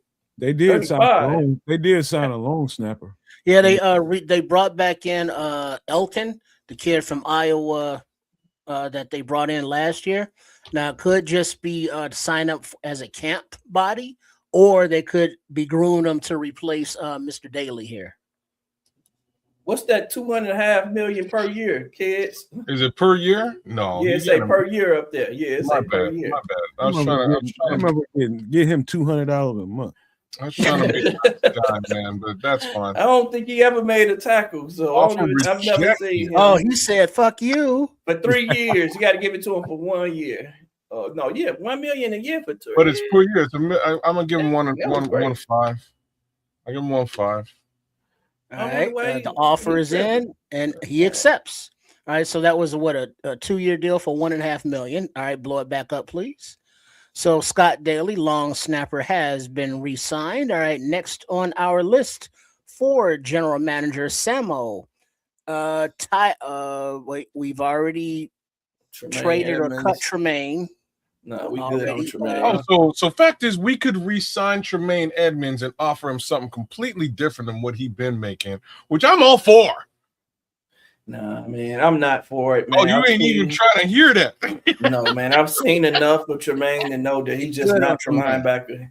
He look like Tarzan, play like Jane. Uh-oh. That's what I'm not. He smells the bitch in you. Like I can't do it, dog. I can't do it. I like my linebacker. I like linebackers that eat with their hands. Who said that? You say Tremaine with his pinky extended. Truth nonsense. Come on, dog. He's not coming downhill enough for me. May I please ask you, Ryan Pose, how are you going to replace him? We got draft picks and we got capital. We got draft picks and we got capital. I got ideas. I bet you he takes $8 million a year. What do we replace that? What are we replacing? I mean, the man is not giving me the production I need. Like my defense suffered because of him. Like I was like, what am I? It's not going to be that hard to replace. So even before the injury, he made some opportunistic plays. If I can get him for $8 million, you'd be mad at it? Okay. I don't want him, man. I don't want him. He just not the style of linebacker that I want on the team. I'm with it. So in other words, let it go in the run game. We'll ride on his ass. Durham Smythe, yeah. I want Durham Smythe back, man. I just asked. All right. So Durham, how many years would you like Mr. Smythe? We can get Durham back on. How old is Durham? He young. We can get Durham on about a 2. Isn't he like 31? I thought. 31. I thought. Give me a minute. Let's get some. He was a good supplement this year, man. He was. Yeah, because he played fullback, he played tight end, he blocked, he caught a pass every now and then. Well, every now because it was only like 1 or 2. Blocking. He was better in blocking than I expected. Yep. See, you got the haters like the Red Baron talking about Smythe. What the hell wrong with you? Quay Walker, come on, Leo. That dude couldn't stay on 30.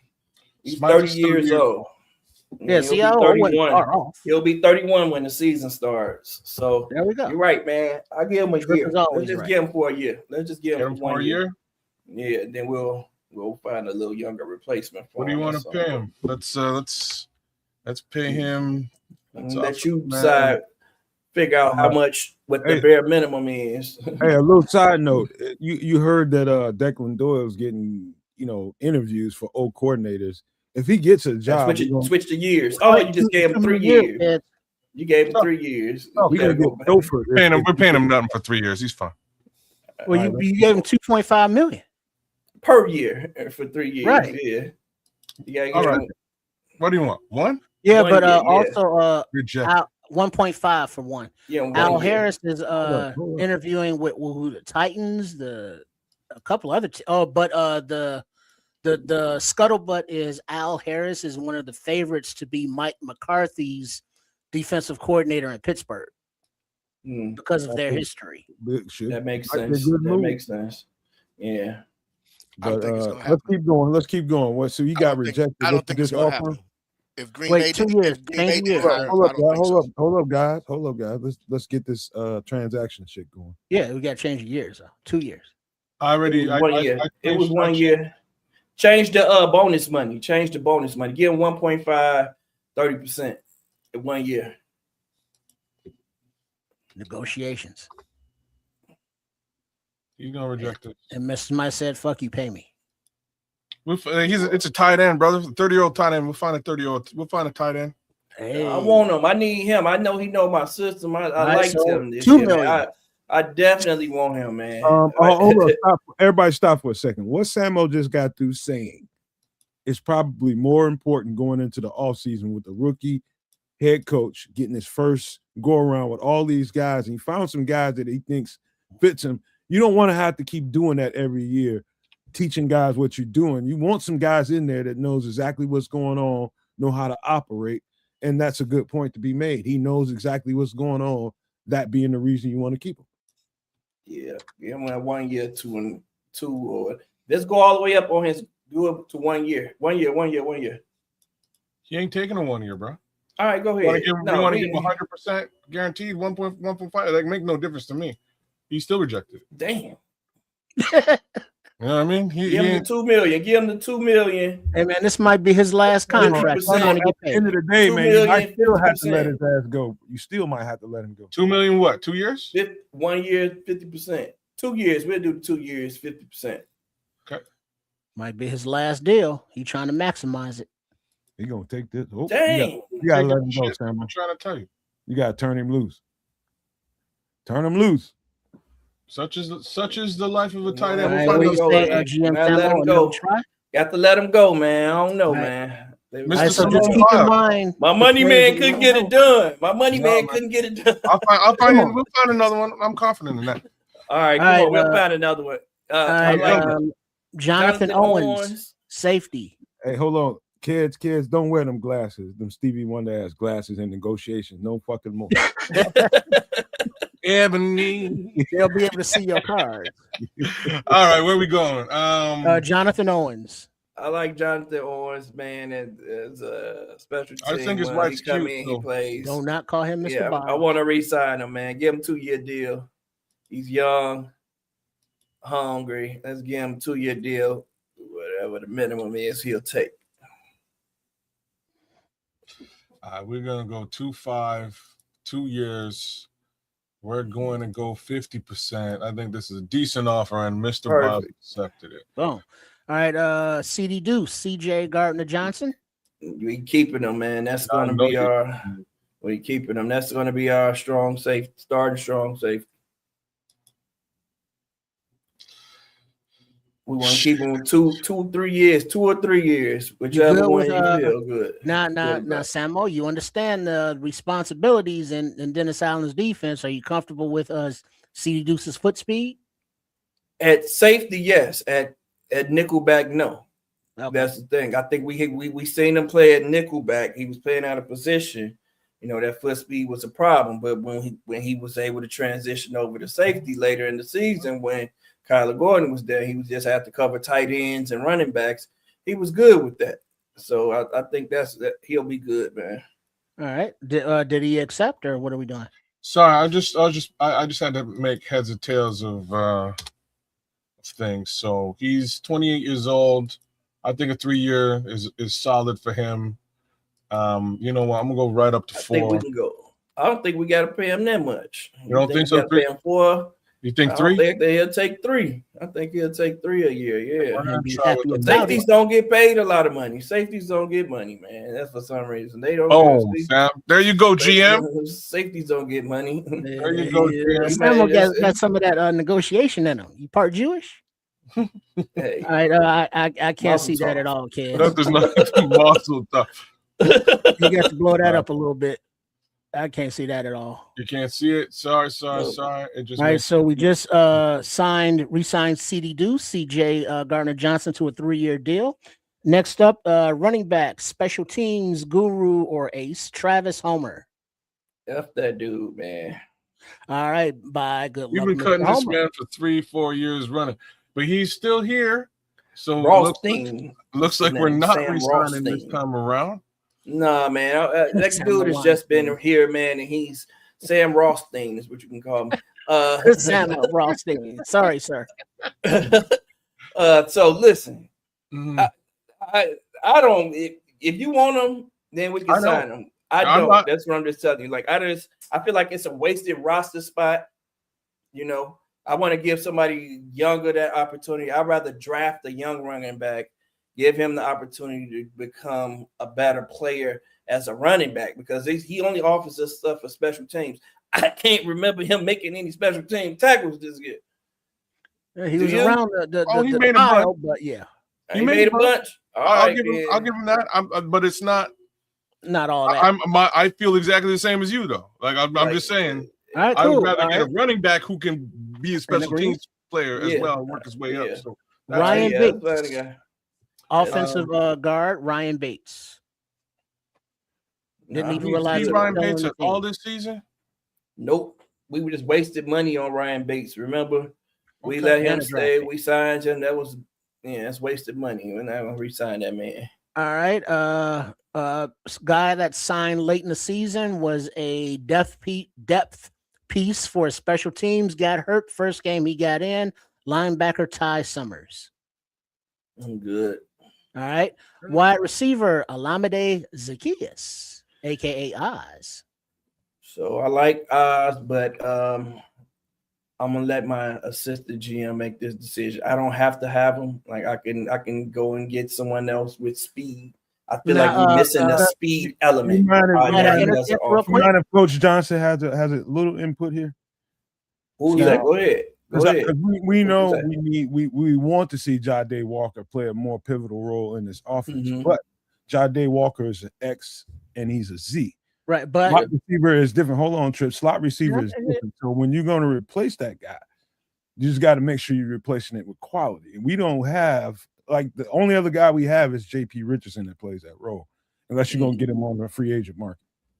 That's why I was thinking of going to get a free agent wide receiver that has a little bit more speed.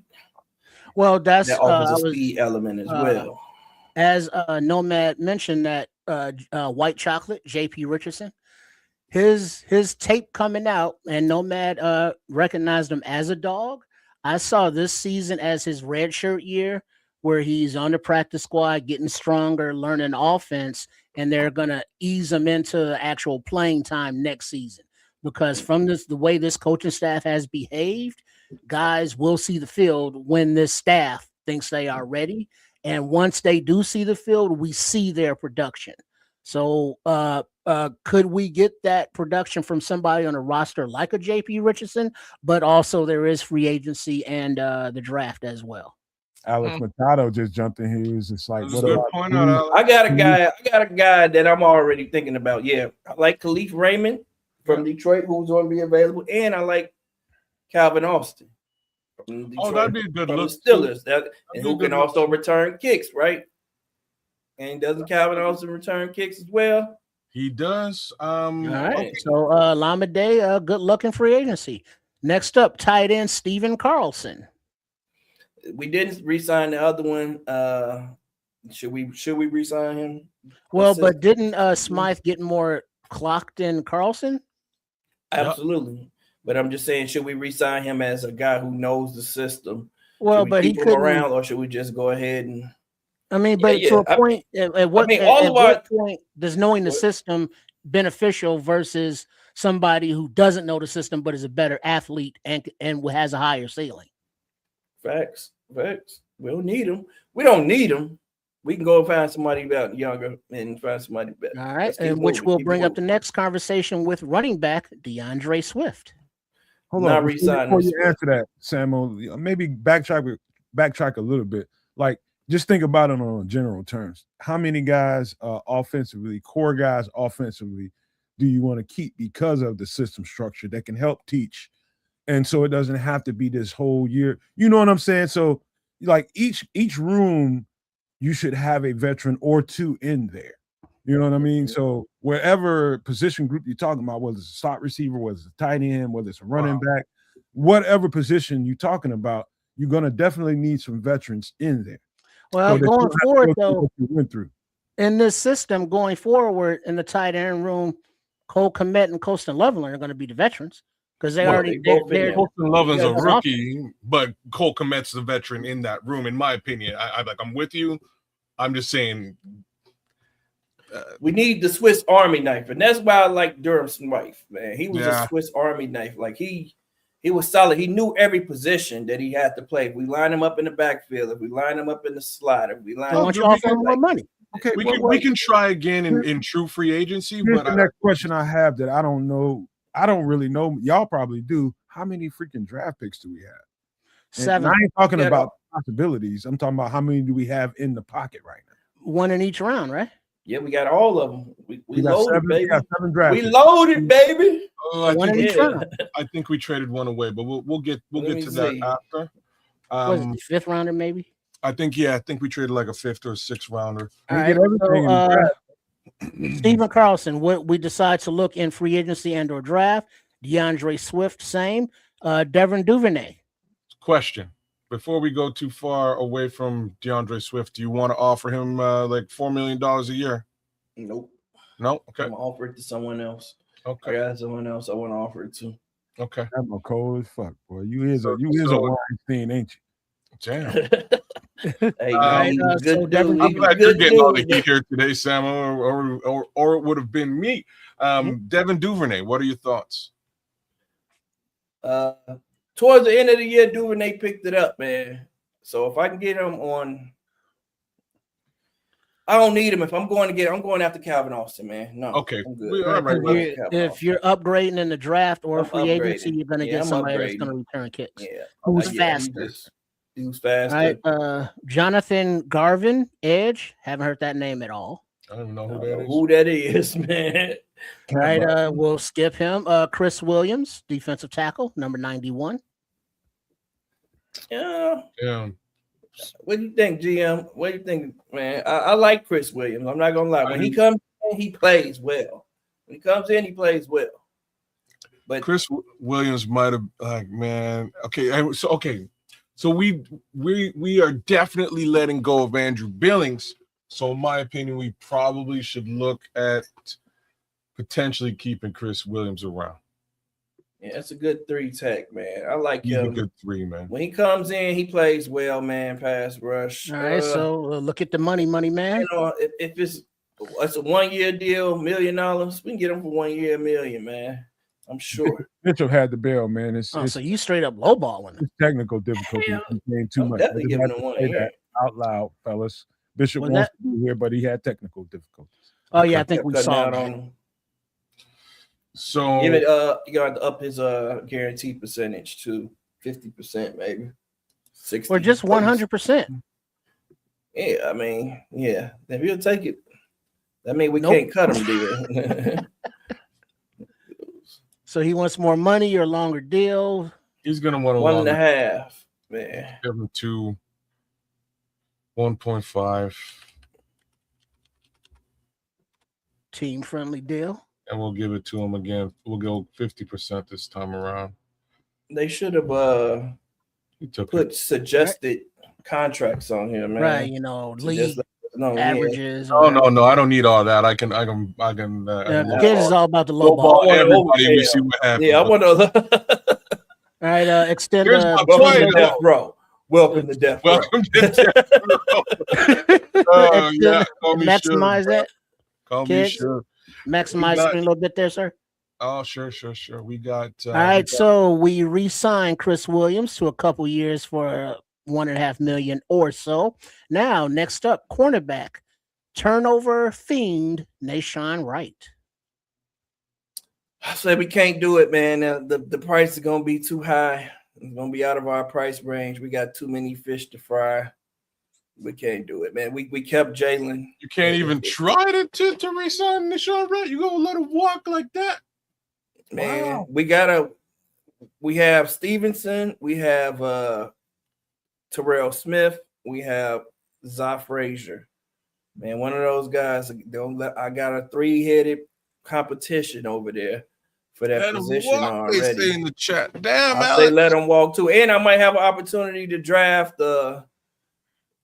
Colton Hood. If Colton Hood is available, I'm taking Colton Hood, man. Like, is Colton Hood a cornerback? I take it.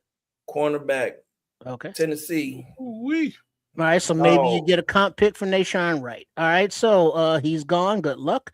Joe Tryon Shoyinka, edge, JTS. Traded for late in the season.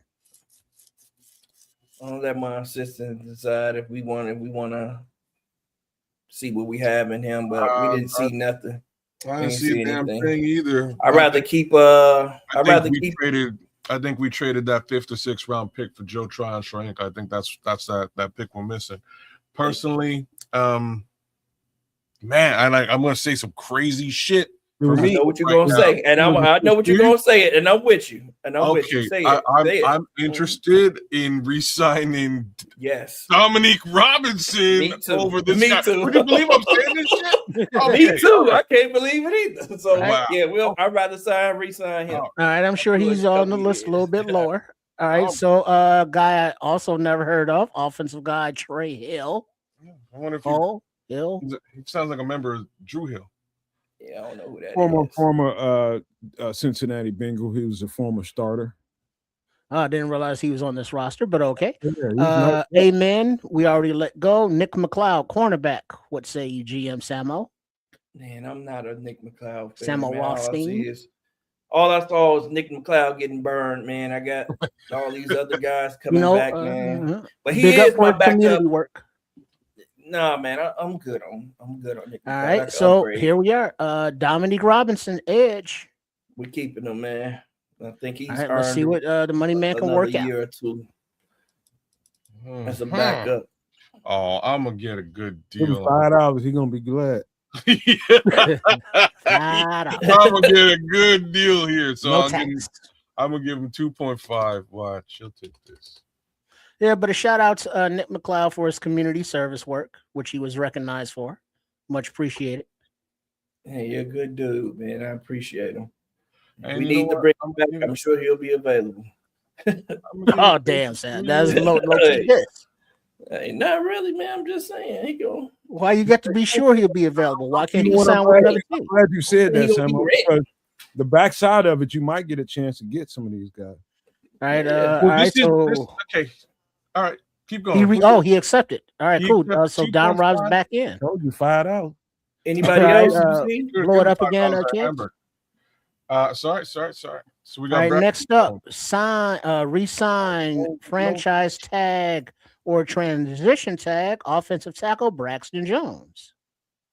I'm good on Braxton, bro. What do you think? Now, we do have a problem at left tackle. We don't know who's gonna be our starting left tackle next year, but I know that it ain't gonna be him though. Right. It ain't gonna be him. Agree. Hey, we here on that. If Ozzie didn't get hurt, you have a slam dunk case. Braxton Jones can come back to this team, but now you need depth. Now you need a starter. We need a starter to start the season. We don't know who's starting our season at left tackle. We know it ain't Ozzie. I think they're gonna get a rental. To be honest with you. Yeah, I think they're gonna get a rental, man. I'm gonna pass on him. I got an idea of somebody who I might. All right, so next up, tight end Nikola Kalinick, who is a special teams hype man and just all around on the sideline, just kind of look crazy. Mm-hmm. No, I don't know who that guy is. I don't even know who that dude is. He was number 81, I think. He came in late in the season. He was a late season signing, played a couple games, special teams mostly. I'm good, bro. Okay. All right, next up, The big one. Jaquan Brisker. That's the one we're gonna fight about, man. But I'm willing to allow him to walk away, man. And this is why. I saw an amazing game from this dude, that final game.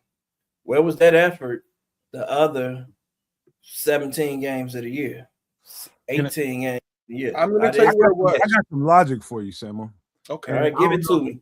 I don't know if it's gonna hit with you, but I spoke these words to Trip and Bishop the last time we did a show. For some people, like when you first get in a new system, like this is different than what Flus was running. It's a lot more checks, it's a lot more one-on-ones, it's a lot more hands-on instead of safe zones when you get to play downhill. In this situation, like the learning curve is easier for some people. You know, the learning curve is much easier for some people. Then some people get it a little bit later. To me, what it looked like to me, I'm talking about the last 4 games of the season. The last 4 games of the season, it felt like he got it and he started to play faster. And next thing you know, towards the very end of the season, like it was a series where he made every single play in that series. Every single down, he made the stops. And so what that looked like to me, that's got to be a conundrum for the coach and the GM. Like, hold up. It took him a while to get fast in his reaction to what we do.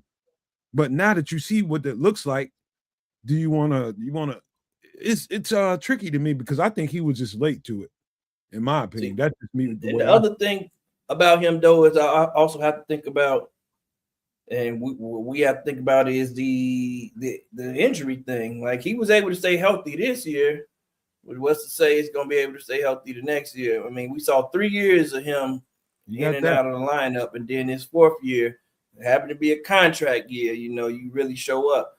And then this last game happened to be possibly our very last game when you really, really show up. Like, I want people to be motivated. And I'm not blaming him to be a player that's not always motivated, but I just didn't. I saw that fire from his ass in that game against the Rams. Yeah. That's the guy I want to see all the time. If I just saw that half the season, then I wouldn't even – I would – sign me up. What I just got to describing to you, I think that's the reason why I think he was a step behind everything because he just didn't get it all, man. Like everybody doesn't get it at the same time. I don't think that's the issue. And let me that's the issue. I can tell by let me layer on a little bit here. So the first thing with him is he's in a contract year. And he's been screaming all season, hey, like, let's talk. Let's talk. And they really haven't. I don't believe that they've had much with respect to negotiations with him at all. So that can be a little bit depressing to a player. So there's that factor. I don't think he really had a hard time figuring things out. That's just me. I think he figured it out. I think him and Kevin Byard play well together. But the facts is he plays best when Kyler Gordon is on the field. And Kyler Gordon wasn't on the field until the last few games of the season. Now he knows he's got his guy in the slot that he can trust, and he doesn't have to really keep his eye on the slot situation for that tackle because Kyler's got it. And then you see a completely different Jaquan Brisker. You see Jaquan Brisker that you saw in years 1 and year 2, right, when he's healthy. So I think the biggest question mark is the one that you brought, and that is, can he stay healthy? Mind you, you just got rid of Kevin Byard. So do you want both the safeties gone? I think I am, man, because we already gave his position up when we re-signed Charlie Gardner-Johnson. Well, let him do his shit beside Chauncey. Let him do his shit. Chauncey Gardner-Johnson. Who plays beside Chauncey? We're going to go get him. We got to go get him. That's the other guy going to play beside him. We're going to go get him. Chauncey is going to play. I got Chauncey playing my strong safety because I know he's going to come down and he's going to hit something. It's some decent safeties so we're looking at I'm going to let him go. And the only reason I'm going to let him go because I think that's really what's going to happen too. I think the Bears are letting him go. And he knows that they're letting him go. So I'd rather just not even mess around with it. You know what I mean? Just go ahead and let him go. You there. I think that is what's going to happen too. Yeah. All right. DeMarco Jackson, linebacker. I think we all in agreement already. Hey, shout out to who was that? Yep, there. Let me just see. Shout out to who was it? I saw. Goodness, who was it? Someone. Alex Machado. I want to say it was Alex Machado who said just sign Blackman, who was talking about Julian Blackman, who I loved as a safety. But Julian Blackman is not available anymore. They already re-signed him. The Saints already re-signed him. I've been trying to sign Julian Blackman since last year. There's a couple other guys though, man. There's a couple other guys, but yeah, I like Julian Blackman. Free agency next up. Big up to everybody for tuning in, and remember, should you care to be in the hot seat that GM Samo Rothstein is in right now, send your emails with those requests and to Nomad at Night. The address will be on your screen, so pay attention, and we will announce that later, as well as how to be a super nomaniac and all that fun stuff. But next up on our list for GM Samo Rothstein, are you re-signing linebacker DeMarco? He is for real. Jackson. Yes, sir. Absolutely. He's going to be one of my starting linebackers at one of those positions next year for sure. Without a doubt. And that's the type of linebacker I want. He's going to come down, hit something, going to play well in coverage. And we also want to have a good speed on our defense. Yeah, he is noticeably faster, than TJ. Mm-hmm. All right, so the offer is $2.5 million for 3 years, 50% guaranteed, and it is accepted. Look at that. Let me work my magic. Next up, expand the screen, please. Gotcha. Is Daniel Hardy special teams demon? And for some reason, never got a chance at edge. That's one of Nomad guys, man. I like him too, man. He tough nose. We re-sign him. Like you say, special teams demon. Special teams demon, man. He's solid on special teams. Actually, he's good all around. Could be a Pro Bowler. But who else why do you think he should be a Pro Bowler? Because that's how good he is. Special team Pro Bowler. Special team Pro Bowler. Oh, okay. What the hell? He's like, what the I knew Kaz wouldn't get that one, but yeah, I like him and him and Blackman, man. I want to keep both of them on my special team. So those is both special teams. So I know we're not gonna get anything out of them as a defensive end. How many years you want to try him there? What are you thinking here, GM? Year or two, man. Year or two at the very minimum. 2. Damn. You know what? We're going in like this. 30. All right. He needs a little bit more. Give me some more. We'll give Dan Hardy 1.5. He's like, come on, dog. You saw me on the special teams. I was hulking down there. I think Hardy's a core piece of what we do. On special teams? For sure. Yeah. For sure. Yeah. All right. My special team coordinator loves it. All right. Loves that dude. He's back. All right. So extend the screen. Daniel Hardy is back. All right. Next up for GM to make the decision on running back Britton Brown. I'm good on Britton Brown. They signed even as a camp body. They re-signed him. I think they already re-signed him too.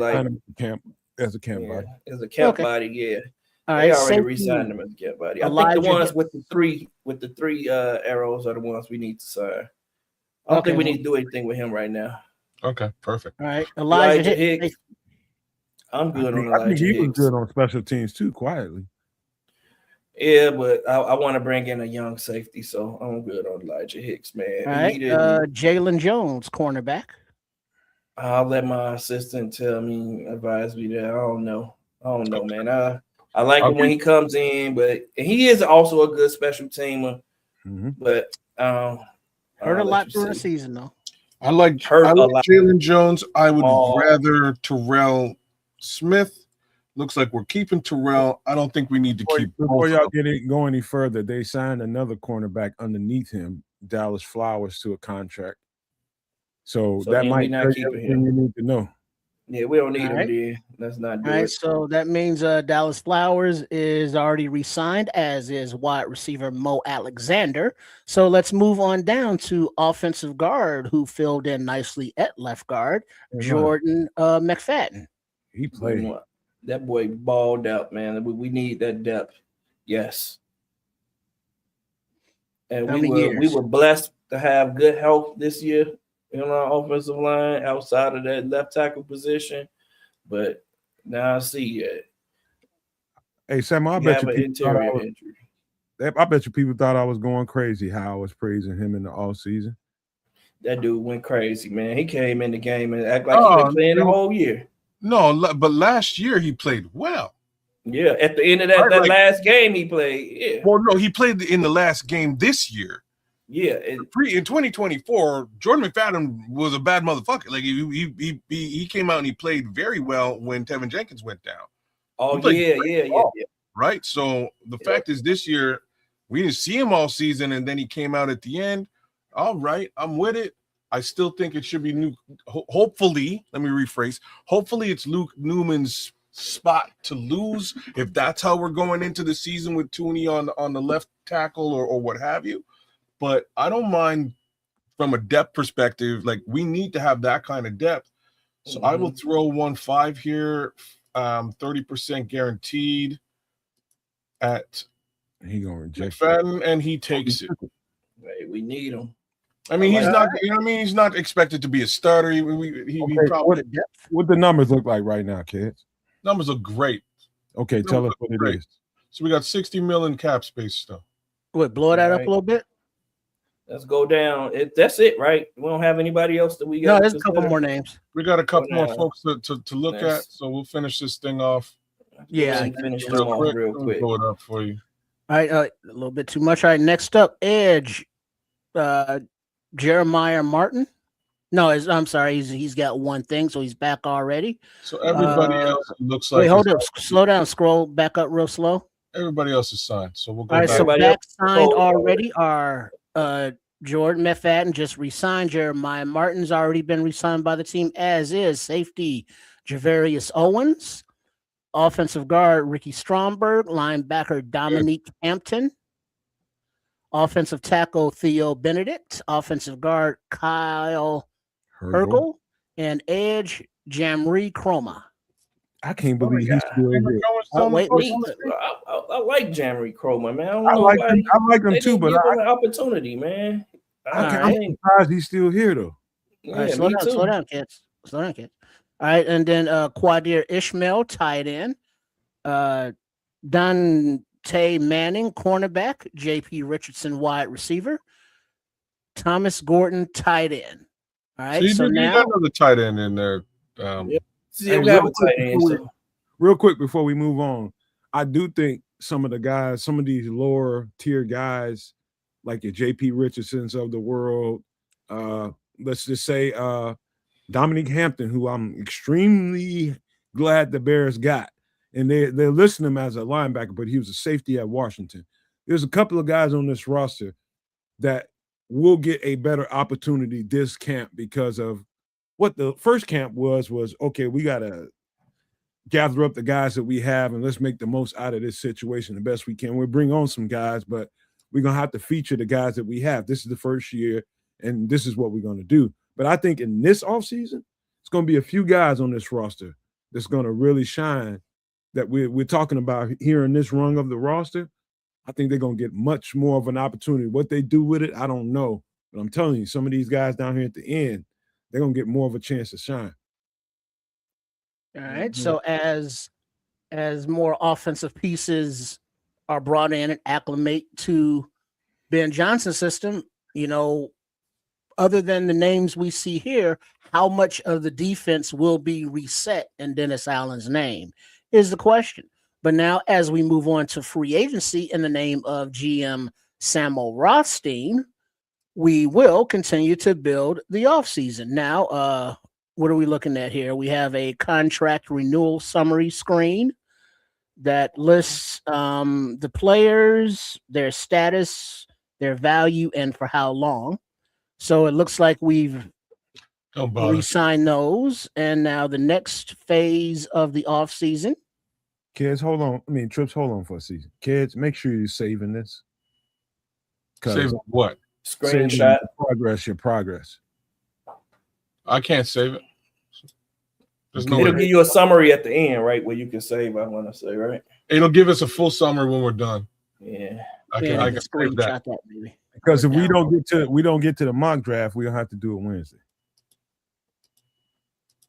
All right. So wait, I can't see where are we at here. This is off-season manager. Blow it up a little bit more. All right. Simulate free agency. We are at the simulate free agency part. All right. So we have the Bears roster on the left, and then available players on the right.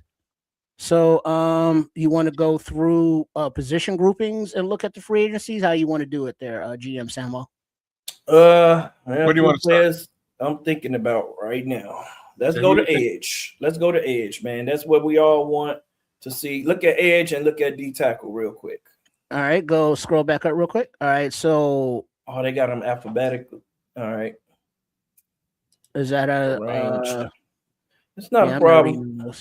We're not gonna have to read all of these. That's what that's what I'm thinking. I'm either signing. I'm not trading for anybody because I want to keep our draft capital and stay young, and we need some younger players. So I'm gonna go ahead and sign either Trey Hendrickson or what I really want to sign. And you tell me, we can go back and forth with this. I really want to sign Jalen Phillips. That's the guy I really want to sign. Yeah, that's a good thought. Yeah, it's right there. I can't believe they haven't re-signed him.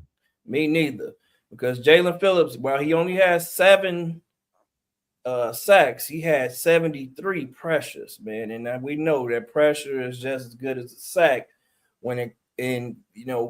we have a better secondary, so he's going to get home more than times than not. So real quick, Samo, who's the youngest between him and Trey Hendrickson for the ages? Way younger, much younger. I think Jalen Phillips is 26. Trey Hendrickson is 31, 32. There you go. Yeah. Make them offer, kids. Yeah, let's take Jalen Phillips, man. I really want Jalen Phillips to be the edge. Okay. Yeah, you just passed him. No. I just reset the list. All right, so Jalen Phillips. Let's see what kind of offer. I think it was over the cap, that platform, but they had like free agent estimates of like what they want, values or whatever you call them. Mm-hmm. But this seems like you just make up willy-nilly numbers so far, because I'm sure he's gonna want more than $1 million a year. Yeah, so I'm thinking he's gonna want at least 20 something million a year. So if we're gonna give him a 5-year contract. I think you get him beneath that, Samo. I think you can get him about 17, 18. All right, we'll start out at 15. But let's give him a 5-year deal, so it can look like we're giving him that security that he wants. 15 for 5, that's $75 million contract. And we can make that you want to guarantee her 30%? 50. 50. Yeah, let's go 50%. Yeah. So that gives them okay. I'm gonna ask you at least 30 million. What if he sucks? I'm just being real. What if he just does? What if he can't do what we're talking about? You want to guarantee 50 mil? Sorry, 50%. 50%. So I'm guaranteeing 50% of the life of the contract, right? So what's that? That's 3 years, 2-3 years. I'm gonna take me 2-3 years. I'm not gonna move like off $45 of them million. 3 years. Close. Like $45 million. So I'm not gonna move off of them before 2 or 3 years. And then I'm also coming off the books for Montez Sweat within that period too. So, all right. Well, I don't think he's not gonna suck. Oh, I just don't think he's gonna suck, man. He took it. We're good. All right, so Jalen Phillips, he's signed free agent contract, 5-year deal, $15 million per year, which is $5 million cheaper than you thought he would come. So there's still a budget of how much left And the He kid, got about $46 million.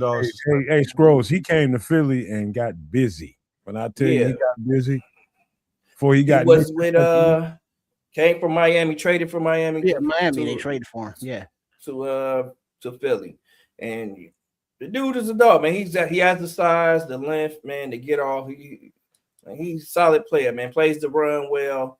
I think we got a solid one, and that allows us to also kick what's his name that we signed last year into 3-tech. Dayo into 3-tech on a lot of downs On as the well. line. That's not that's So, you know what? Let me kind of get in on that, Samo. I think Theo proved to the coaches, and I think they said as much during their press conferences that Theo showed them more at 3-tech, and at the edge, he just wasn't providing what we was hoping for. And the truth is, he's probably a better 3-tech than he is in edge. I said that before we got him. His reps look better at 3-tech than it did edge. And the truth, and here's the second truth about this: we sign a guy like Jalen Phillips. It's going to reduce Austin Booker, and that's just the truth about it. His reps will be supplement reps, and so just know that. But he'll I think be on the rotation, but I think that might not be a bad thing for him either. As far as when his pass rush production might go up because he doesn't have to deal with the run as much in the early downs. If we rotate him in, he'll be a little bit fresher, I think. Yeah, and the dude showed that he's a dog too, because he's played like over 90% of the snaps towards the end since he became the starter. But then it's also good to have, that front line and a very close, 1A, 1B kind of player, to take some of the reps off of those legs, because now we're looking at 17, 18 game seasons plus the playoffs, that's a lot of wear and tear. So to have, a starter quality backup, that's not a bad thing. All right, so next we're looking at either running back, wide receiver, tight end, offensive tackle, defensive tackle, linebacker, safety, cornerback. Where you want to go there, GM? Go running back real quick. All right, you have an idea. Brees Hall. I want ETN, man. ETN, okay. Travis Etienne, I think, gives us a faster and a bigger Montez Sweat, man. Who has DeAndre Swift, who has a little bit more vision as well. So I like Travis Etienne. I don't think he's here. I think it looked like somehow he's been re-signed. Or he's been re-signed because their season's over. So maybe they re-signed him on their list then in there. Oh yeah, because every team got a chance to re-sign their players. So when we were doing this exercise, so they re-signed him. So who is available there? Javonte Williams, AJ Dillon. I can't blow that up a little bit there, kids. Is Brees Hall there? There we go. AJ Dillon. I can't go read that fast. Yeah, don't. Okay, I'll let you go through. I agree. Is Brees Hall there? I don't see no Brees Hall, man. I don't think he should be. No Brees Hall. None of right now. I'm not seeing any of the folks that. All right, we'll re-sign Swift then. We'll go down and re-sign Swift on that list. Yeah, there he is. Now wait, who's below that? Keep going down. But we not signing him for $7 million though. I'll tell you if anybody jumps out. Dalvin Cook, I wouldn't do it. Damian Pierce, no. I would actually offer Damian Pierce a low wallet share contract. Damian Martinez, Henderson. Where's Algiers? I'm just looking for someone who's going to give me more share. and better What you were mad about? What's that? Are you mad because I said low wallet share? Or no. I think you think more of Damian Pierce than he is. I think he's good. I like him. Yeah, you like him. What about George? We're talking about we had a top quality running back. Now we need to replace him unless we re-sign him. Yeah, the other running back I like, running back from goodness. Isn't that Brees Hall right there? Javonte Williams is out there. No, Harrison is some different Hall. Hassan Hall. Goodness, what's the guy from the Panthers? Rico Dowdle. Rico Dowdle. We'll see if He's he's not here. there, James Wes. Conner, getting old. I never We heard know of we know Kyle Monunga is going to be here. Now we need that fastball. That's why I wanted a little bit more speed, man. Kareem Hunt. Yeah, this is not in alphabetical order. Not he's going by the first name, which is First name crazy. alphabetical. Which is Kenneth crazy. Walker. Kenneth Walker. Hold on, man. Kenneth Walker. So Kenneth Walker's available. Yeah, I'll Well, but take you keep scrolling, see who else is there. keep Sure. saying. Yeah, keep looking now. Khalil Kenneth Walker. Herbert. I don't know how they don't sign Kenneth Walker after this. Leonard Fournette's still running football somewhere. He just hasn't officially retired. I I guess like not. that. I like that, Patrick, by the way. Keaton Mitchell's a dog.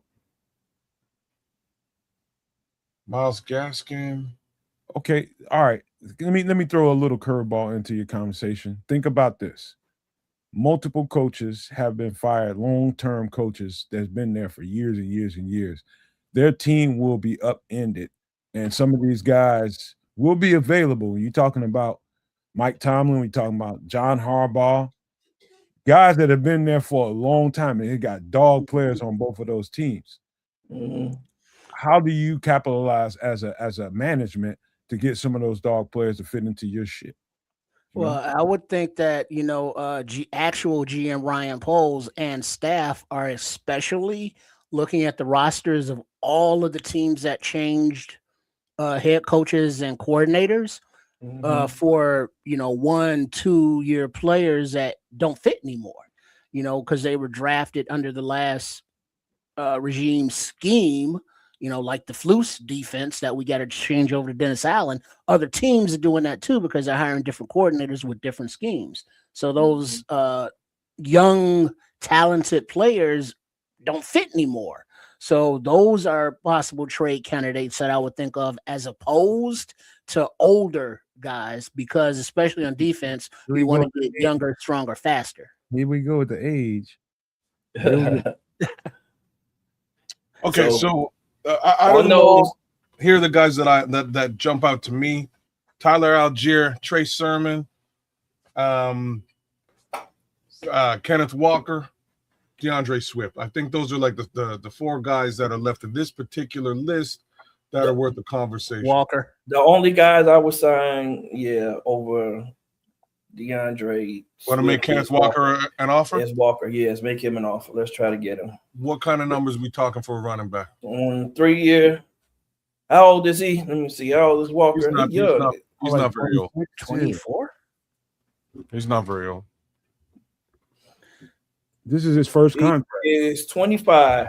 So we can offer him a 4-year deal. We can offer him a 4-year deal at 10 a year, 11, 8, about 7-8 million. 7. My bad. I see if he'll take 6.5. I see if he'll take the 7 before that. You think he'll take the 7? So you want me to go 7? I'm gonna go 7.5. 7. He about to win a Super Bowl. Yeah. I think if Zach Charbonnet hadn't got hurt, I think he would have been on the free agent market. I don't think he's gonna make it now. Somebody say Algiers over. Patrick says Algiers over Walker. I don't know, man. Over Walker. Yeah, I would like. I'm just gonna say this now. I would like to take them both. You know what I mean? I would go in. I would love to have both of them and go with Algier at like 5, 4 or 5. All I know is we definitely need a third back. We do. I was gonna draft a third back. Yeah, we definitely need a third back. I go 4. Well, hold on, because remember, you got you got to replace. You got to replace Roshan. You got to replace Homer, maybe, and you got to replace DeAndre. Because right now on your roster, the only guy you got is Monunga, and you let Britton Brown go as well. So you got nobody. You just got Monunga. Yep. So we're gonna get a younger. I mean, we're gonna get another player. You want one in the draft as well? We're gonna get one in the draft, and maybe we sign another one here, or we can sign another one after the draft. You can deal with some other stuff too. Okay, all right. Some other stuff. Kyle Monunga run, man. This is the heavy hitter right here. Like 50%. 50%, man. He No, didn't didn't want like it. Give him the So 8. he said no to 7 million. We're gonna So go try to 8-5. Who you offering? Kenneth Walker Walker. the third. Okay. Oh yeah, you're gonna have to come Yeah, up. Algiers is my non-guy 1.0. Smitty Give Q, me- I would agree. Give me 1 He minute. playing, he getting ready to play in the Super Bowl. You gonna have to come up, bro. Give me 1 minute. Okay. Trying to make heads or tails of this one. It's not that I don't like Swift, man. It's And he's just his expected to vision make is about limited, man. All right, that's how we're going. We're gonna go into this with. Oh yeah, Britton Brown was a future signing, so he is retained. But Atkins, I'm not familiar with Atkins. And we're talking about a 4.38 guy, Kenneth Walker, a guy who is a home run hitter. We all know that Ben Johnson loves fast running backs and those smaller, compact guys who can also deliver some punishment. So this is like the perfect running back for his scheme. Because now, speaking of Ben You Johnson, got yourself a running back, sir. Thank you, he's sir. fine, cool. Because What you didn't doing? Ben What you Johnson, doing when he for? took over in Detroit on the offense, he had Swift, and then they got rid of Swift and he brought in Gibbs. So Gibbs was an upgrade. Because a lot of the talk now is like, we got to run it back with Swift. Did you see what he did this season? And it's like, I get it, but we can't be afraid to upgrade him. Exactly. Oh man, it ain't that easy, man. It ain't that simple either. Well, How much did you get? How much did you get? How much did you get that guy for? What do you think I got him for?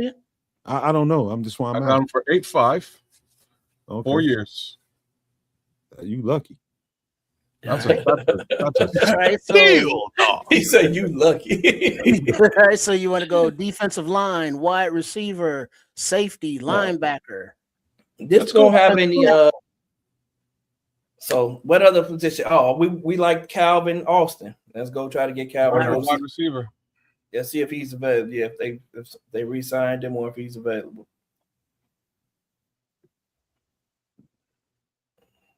Hey, Anthony Miller's still out there. Good Lord. I agree, Minister Charles. That's exactly what happened. Charbonnet is too much of an injury concern to let Walker go. Yeah. Hey, they gotta have the money. Seattle, they put a lot of money in that quarterback position. When they paid but Seattle, they got a young defense. Basically, they're not. I don't think in any cap peril. I don't think Seattle. Yes. All right, so here's your boy Calvin Austin. What do you? I'm about to offer Calvin Austin 1.5 for 2 years, 30% guaranteed. He probably deserves way more than the 1.5 I'm offering him. What are your thoughts? I want him to take whatever he can take. Whatever you get him to take is what he gets. Offer it. And if you don't take it, offer him more. Yeah, $5. I'm telling you right now. I know Kid's gonna lowball him. That's what I think I'll be real. I don't like Calvin Austin, so he's been lowballed. He didn't like the offer, so I'm willing to go 3.5. Now, why don't you like Calvin Austin there? No. Kid's gonna get his Stevie Wonders knocked the fuck off, man. He gonna get stolen, man. Look, why don't you like Calvin Austin? Because you ain't tell me you didn't like him.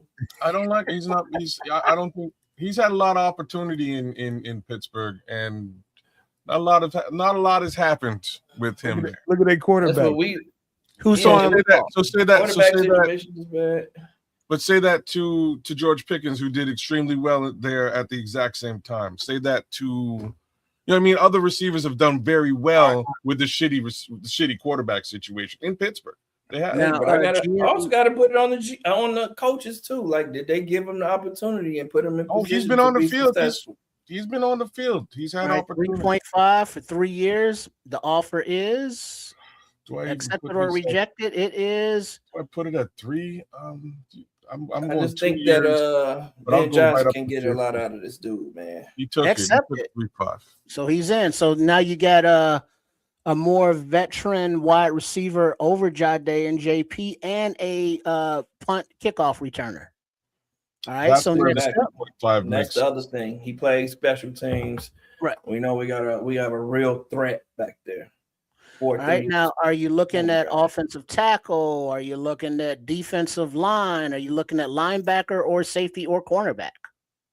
Let's go safety. Let's go safety right quick. How much room we got left on the cap? About 30 mil, 35. $35 million. So we need to find us a safety. I like this guy, man. You tell me what you think about him, Nomad. Jalen Hawkins, who also going to be playing in the Super Bowl for the New England Patriots. I want to say 3-4 interceptions this year, a couple forced fumbles, couple fumble recoveries, a couple sacks. He's a guy that can just do some of everything, similar to what we had in our last safety. He's been re-signed, sir.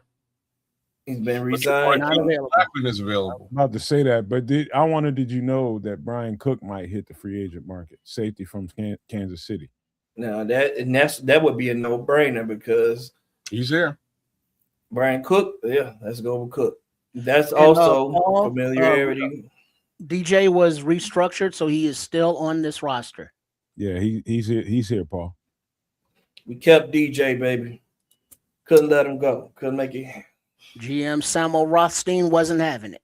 And I'm pretty sure that Poles was still there when they drafted Brian. Yes, Brian. that's why I was going to say as well. Like, yeah, that familiarity. He probably was responsible for drafting him. Say then why Austin? Because he let Zacchaeus go. Yeah, slot receiver. And Let let Zacchaeus Duvernay go. And Duvernay go. Austin can play the slot, and he can also be a returner. Has a lot of speed. 4-3. What do you want to do here at safety? You want Brian Cook? Yeah, we're gonna get Cook. We're gonna take Cook there, man. He's not going to take this. Cook gonna need about $5 million, $5 million. Market's a little bit of a weird. Minister Charles saying we need a DT more than anything. He go with a premier lineman before blowing his wad on the safety. Well, guess what, Minister Charles? You send that email to the Nomad Network, and you too can be a GM on one of the future Nomad at Nights or Extra Sauce when we have the Bears off season, and you, the fans, are the GM to make your decisions the way you feel and get yelled at by everybody else. Well, okay. I know this. Hold on before you go. Terrence Williams is going to be the first No Maniac or Super No Maniac to get on because I've been promising him a slot here. He's supposed to be in here the last couple of shows, but we're going to get him in here and we'll let you guys, Samo, Trips, and Kez fix them up. Y'all work them through the stuff, but multiple guys will get a chance, multiple gals maybe, but everybody get a chance. Anybody that wants to go through this stuff, man, and pick what they think the Bears need to do, we will do it. We'll do it. All right. And you have to tell me of the D tackle that's worthy of signing. There is one. Well, I like I think we're about to go look because Franklin from exactly. Franklin from Denver. So let's go look at that because the safety market right now is getting pricey. So I've already offered your boy Cook $5 million. All right. On a 3-year contract, and he told me to go pound sand. So let's see what we can find at DT, and then we'll double back to safety after. All right, cool? Go ahead. Yep. All right. Because now only thing remaining would be possibly offensive tackle and cornerback and linebacker, right? Yep. And then we still have the draft. And then we have the draft. You got it. We need a premier linebacker. Frankly, we need a premier interior DT. We really do. We also probably need some tight ends too. What are you on right now? We can't see it. You got it. I'm gonna make it a bit bigger. Sorry, boys. All right, so we're looking for Franklin, the 3-name guy. What's his name? 3 of them. Yes. Christian Wilkins. Christian Wilkins. That's Christian Wilkins. Christian Wilkins. Nice. Christian Wilkins to you. With his Give me some sugar. Nice, nasty hair. Got the softest lips in the league. Damn. Y'all see that UFC fighter that passed away? Nah. Ooh, dog. Wasn't in the ring, was it? I saw him pass out at the weigh-in. He died. Yeah, man. Oh, the dude. Yeah, I saw that dude. He died. Oh, damn. You mean that was fighting last night? No, the dude that passed out at the weigh-in. No, this is at Cicero Stadium. Oh, on the west side. Yeah. I didn't know about that. Damn. So Are we still looking, or saying I'm trying to find Franklin. I don't damn, know. it's that many free agents? There's your boy Jonathan Ford. John Franklin Myers is what it is. John Franklin Myers. There you go. So John. JFM. He can replace He probably JTF. re-signed already, which they won't re-sign him. Yeah, he's not there. But other than that, Wow. are there any suggestions from the No Maniacs on possible defensive tackles that you think would be good in Dennis Allen's scheme? If they don't, I got one. Charles, I'm when we get to draft, I want the kid in Florida, like I told y'all. Oh no, that's the edge. The edge in Florida is from my team. Not Caleb, not the dude Caleb, because that's another. He's another Javon Dexter, man. You said John Franklin. John Franklin, John Franklin Myers. David Franklin Myers. David Onyemata and Tierra Tart would be targets. Tierra Tart is one. Yeah, Tierra Tart. I like Tierra Tart. I think he's available, actually. That's the replacement for Andrew Billings. Yeah, I like Tart. Here he is. There he is, we right there. need Tart. But we still need that 3 tech. But we listen. I don't think we have to sign a 3 tech. Hear me out. We don't have to re-sign someone right here. But I do think we need Tier because we kept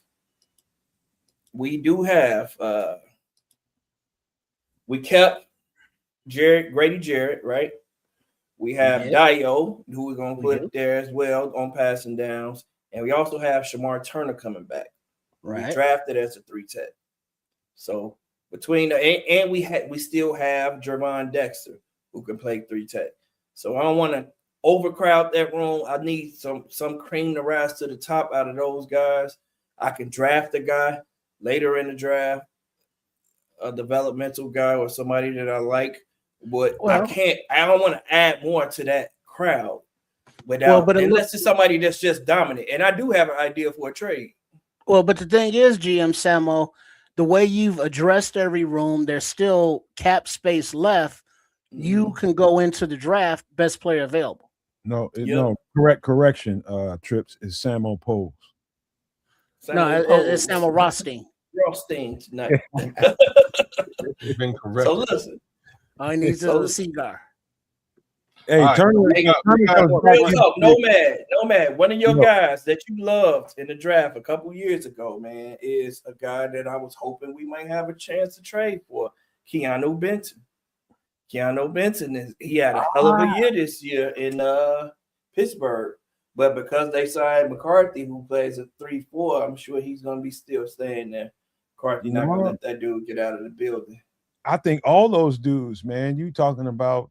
You might even be able to get Hayward that still wants to play, but you're gonna have to pick up some contract because they signed him to like a 2-year, $24 million deal. Hayward, you got Benton, you got guess who else is on the free agent market as a defensive tackle? Who's that? Larry Ogunjobi. Yeah, I saw that. Yeah, I saw Larry Ogunjobi. There's options there, man. Yeah. So it's about whether I think Samo makes a great point talking about the 3 tech room, the guys that are gonna play a certain kind of role. You got a bunch of guys playing out of position. Grady ain't no goddamn nose guard. Neither is Chris Williams. Those guys ain't nose guards. Those guys are 3 techs.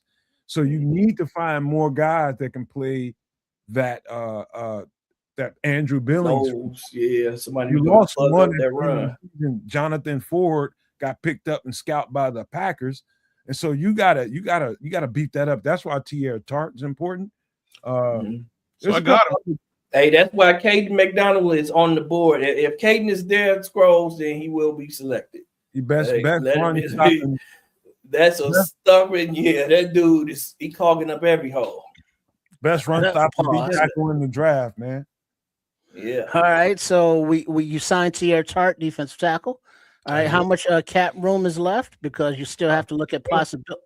How much? $30 million. All right, so offensive tackle, linebacker, offensive tackle, and a linebacker, cornerback.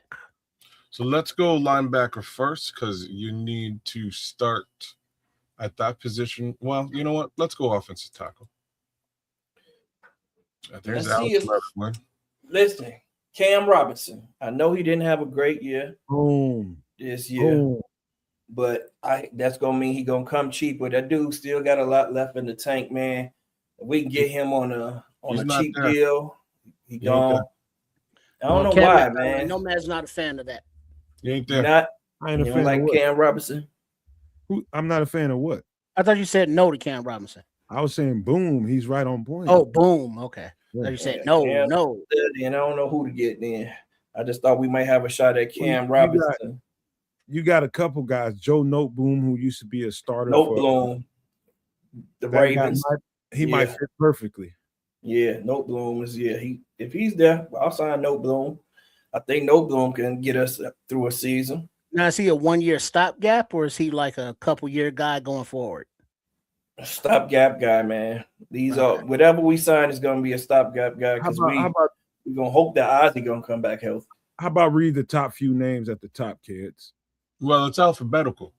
Yeah, it's alphabetical. It's not gonna. I mean, it ain't really gonna help you. It's gonna help me because I can remember. Hold on. You know what? Let me. I got you. Just bear with me here, okay?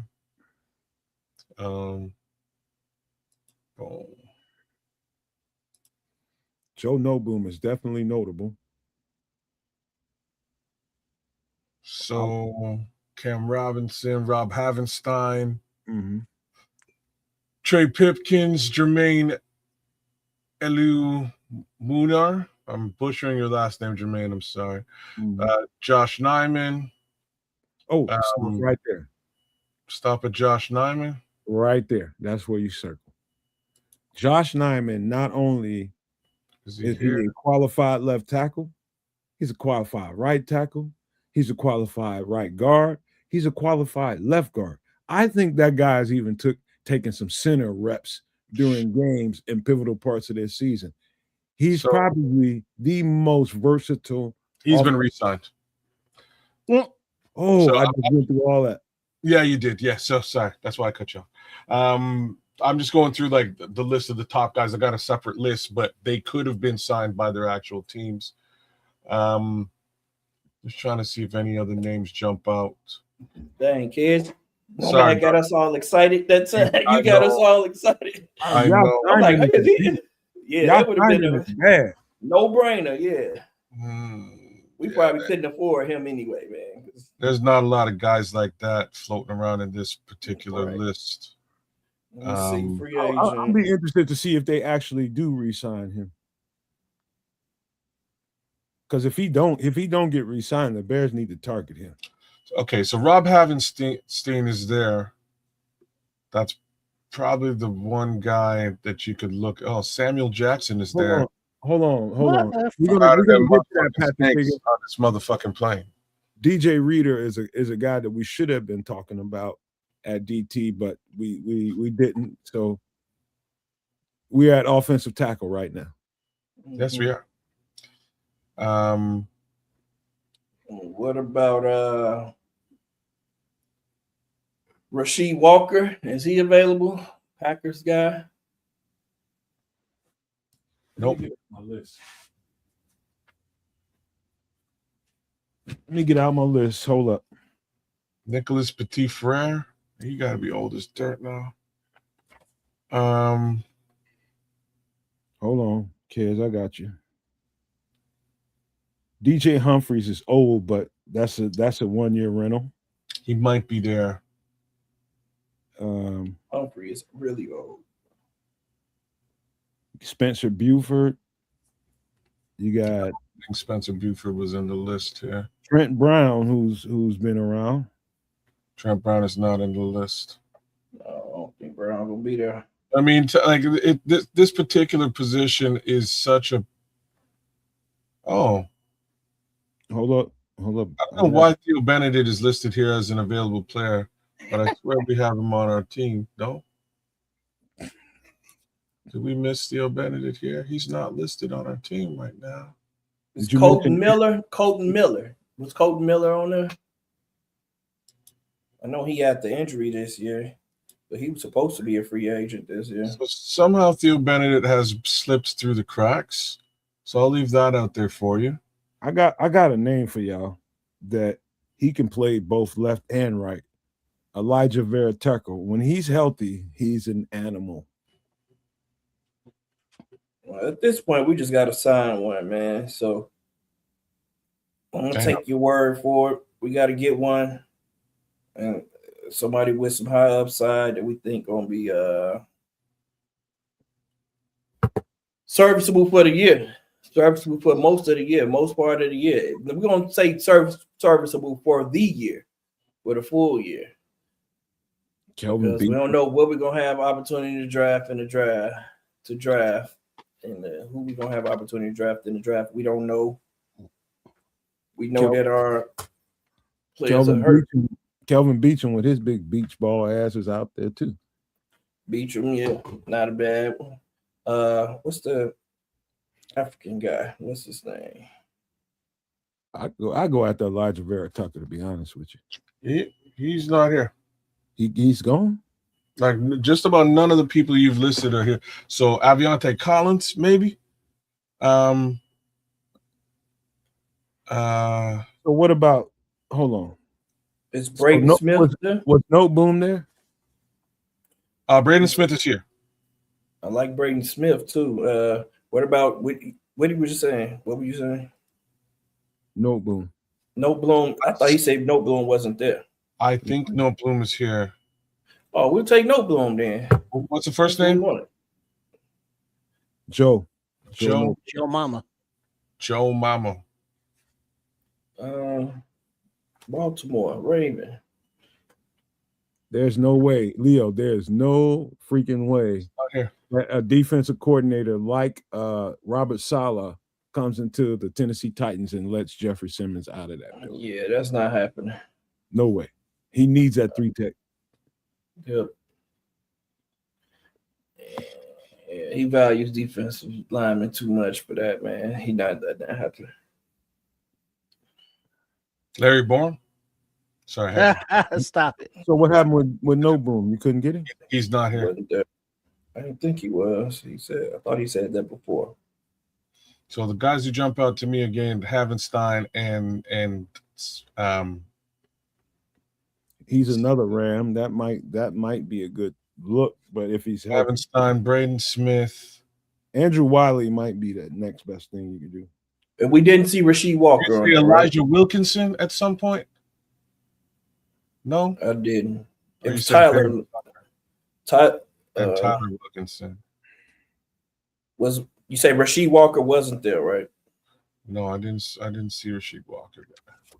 Rasheed Walker. Check again. Rasheed Walker. No. Solid pass blocker, man. Oh, Roy Mbaiteka? Is that your African? Or is he just a African?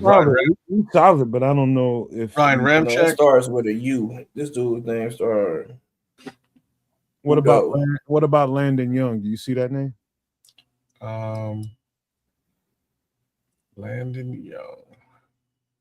Zach Thomas is here. He's about 100 years old. Landon Young, you say? No. What about you seen Spencer Buford? I'm pretty sure I heard that. He asked me to look. He wasn't here. Trent Brown? You gonna see Trent Brown there? No, Trent Scott, not Trent Brown. What the fuck list you looking at? Hey, who are these people? A lot of these players probably already re-signed with their original teams. We're talking about offensive tackle here, right? Like folks don't really want to let your OT go. Here's what I would suggest. I say because we don't have the Eagle anymore, he's off. I say we re-sign him for dirt, and I say you sign. We try Braden Smith. Braden Smith was there. Yeah, I'll take Braden Smith. Braden Smith is solid, man. If the way this fantasy thing is going, if these things happen the way this fantasy thing is going, we're definitely having to draft a left tackle. Mm-hmm. But yeah, the way this is looking, we might end up drafting one. Well, but Trent does that Brown. mean You say like- Trent Brown wasn't there, right? Either, right? Trent Brown. Brown. Yeah, all right. All right, I Because- understand drafting left tackle, but do you mean like first, second, third round left tackle, or just in general? I don't know, man. It depends on the severity of of Ozzy's injury. We don't know what's going on, man. They saying that he's going to be available probably way late in the year, but we don't know. And so I don't think you build a team hoping. I think you build waiting for him to come back. Yeah, Keep it moving. yeah. So what you gonna do, Sam? What you got? What you want to do? We're gonna sign Braden Smith real quick. Well, if he accepts the offer, If he accepts the offer, which he does. Wait, no, he didn't. He accepted, then rejected. Faked out. So offer him a little bit more. How old is he? 30 or 30. So you want to 30. 1 year deal? What? No. Braden Smith gonna take half our money. He's a Yeah, top 30. He's the top guy in the mix right now. He's one of the top guys, but he has some injury concerns and all of that stuff too, man. I think it's going to take about 6 or 7 million to sign him. I know that. I think he's looking for 13. 13. I got a quick question for y'all, and it's just real quick before you keep going, Samo. Do you think, and I'm getting somewhere when I ask y'all this, do you think Matt Stafford retires after this? You think this was his last run? If he wins the Super Bowl, I think he does. He ain't gonna win the Super Bowl this year. Yeah, they just got eliminated. Oh, they just got bumped out. That's right. No, I think he plays again. Yeah, I think he plays another year. Larry Jackson, I think he got signed to a 1-year deal. He's been protected. Did he? That dude, I wanted him last year. Remember? Yeah. Look, man. He might get available. He might be available this year. Man, I love to have Larry Jackson. That dude was solid. But I don't see that he's a free agent. Let me see. So is there anybody on this list that taking a deal? They may have to trade. They may have to trade to get the tackle. They're gonna have to trade to get a tackle, man. It's just sign somebody. Yeah, anybody, I guess. Yeah, but for all you not only draft nicks, because y'all are deep into the Senior Bowls and those things and getting into the drafts, but for those who know other teams' rosters, you know, who doesn't fit the new schemes at left tackle, at defensive tackle, at edge, at cornerback, at linebacker, at running back. Okay, a 3-year deal. Okay, I'm just gonna say we come back to OT because it's gonna cost us $13 million to get Braden Smith. The only thing I can say is we can sign Theo Benedict for like $1 million right now. Get Theo, take Theo. Yeah. We'll draft somebody, man, and then we're gonna Because figure it out. who's left to sign? A cornerback, linebacker, and hold on, man. I just hate we in this position in the first place. Man, we was rolling. We didn't feel like we had to even consider every year, brother. Every year. That's how she goes. Nothing you can do about it. All you can do is win the Super Bowl. It's all you know what I mean. It's all you can do. Unfortunately, they didn't quite do it. So here we are. I'm gonna go with like literally this. I'll give him 30%. I bet you he'll take it. He took it. Who was that? Theo Benedict, $1 million. All right, so next up, cornerback, linebacker, safety. Or did we sign a safety? I think you go linebacker, you can save some money here. Yeah. How much left on the cap? 29 mil. It's a guy I love to make a big splash with, man, but I know he's signed already. Who's that? What's the linebacker Lloyd from Jacksonville? Brandon Lloyd. Brandon Lloyd. Oh, I can't be. It might not be Brandon, but I know who you're talking about. Oh, that don't help. Let me see. Is it Brandon Lloyd? What's his first name? He's looking for Brandon. It's alphabetical first name, so if it ain't Brandon, we're fucked.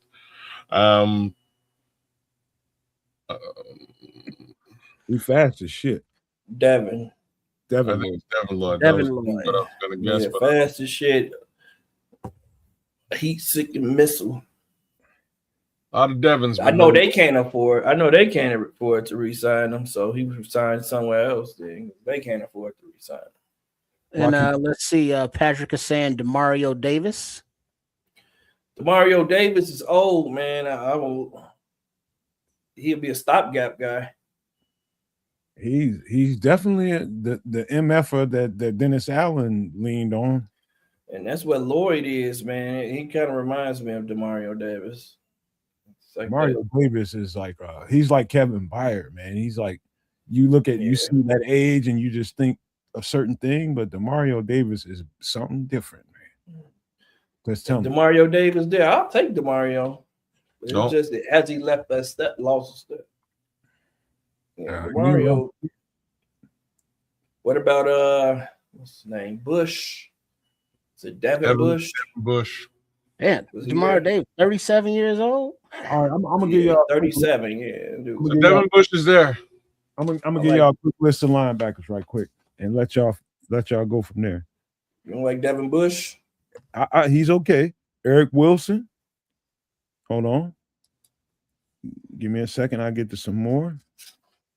You got Troy Anderson. Just think about that for a second. You remember him from a couple years ago, coming out in the draft. Eric Wilson's there. Jerome Baker. You got KJ Britt. You got Willie Gay, who I love, that won a couple Super Bowls in Kansas City. He's still young. He's like 26, 27. Yeah, I like Willie Gay Jr. Jerome Baker's there. I like Willie. I'll take Willie Gay Jr. There you go. Yeah, I'll take Willie Gay Jr. Is he on the list though? Really good. Poe should know him. Poe should know him too. So that's just seems like a natural. Right. Yeah. Only thing about him is he's short, man. But that motherfucker can bump and grind, boy. Yeah, run and tackle. That's what we need. Fast tackle.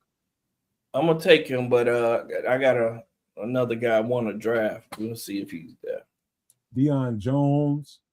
You got Leo. What do you want to offer, Mr. Gay, Mr. Rothstein? Anthony Walker, who is also fast as shit.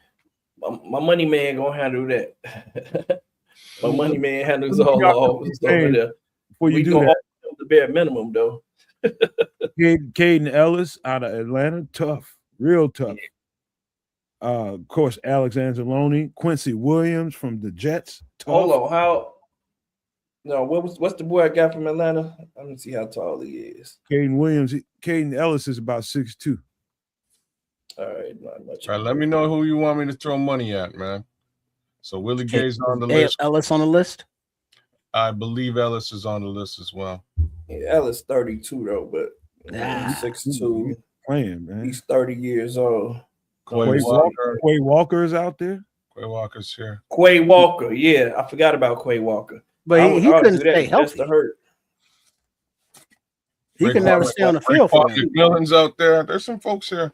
Matt Quay Walker might come cheap though. I like Quay Walker a lot, man. He's right. Matt Milano is there. He fits. Isaiah Simmons. You got dude. There's some dudes out there. And Kobe Dean's there. He was hurt a lot too. Like Quay. Bless you. Take Quay. I like Quay for two reasons. Right. Quay, there it is. Helps us, it hurts them. Yeah. Well, it doesn't hurt them if he's a free agent. I love the way you're thinking, boy. Well, no, but how does that hurt them if we sign him and they get a comp pick for it? No, I mean they're not going to hear. They have to. That comp pick still has to become a good player. Well, but I mean, if we sign Walker, but if we sign Walker to a contract, then they benefit from that. Not necessarily, because it depends on who they sign. It depends on who they sign. It's like a balance out thing. So it depends on they can go sign somebody for the same value. Yeah. It hurts them because it's a guy that they know who's a pivotal part of their defense. Well, if they want to resign him, he wouldn't be available right now, though. Dude, there's always going to be a give and take, man. So I mean, if he's a free agent, that means that they didn't want to resign him. Quay Walker is such a pivotal piece for the Green Bay Packers. You take them off of him, they've got problems. Trust me when I tell you. Well, but you got size, speed. You got the size I want and the speed. Wait, does that say 25 million? The mentality. I need more. Oh. He gonna be not 25. How but old it's do you gonna think take about Chris? how old? Yeah. He got to be like 25 or something, 26. He on his second contract. This is his first contract, right? Right. He just got drafted a few years ago. Yeah. When we first got started in the podcast. All right, so we're gonna have to pay him decent money. We're gonna have to pay him decent money. Peel for them motherfuckers every chance you get. See, $4.5 million. But now the more we offer him, the better the comp pick Green Bay gets. It's gonna be well over $4.5 million. Shut your tight ass up, man. Let that man get Quay Walker.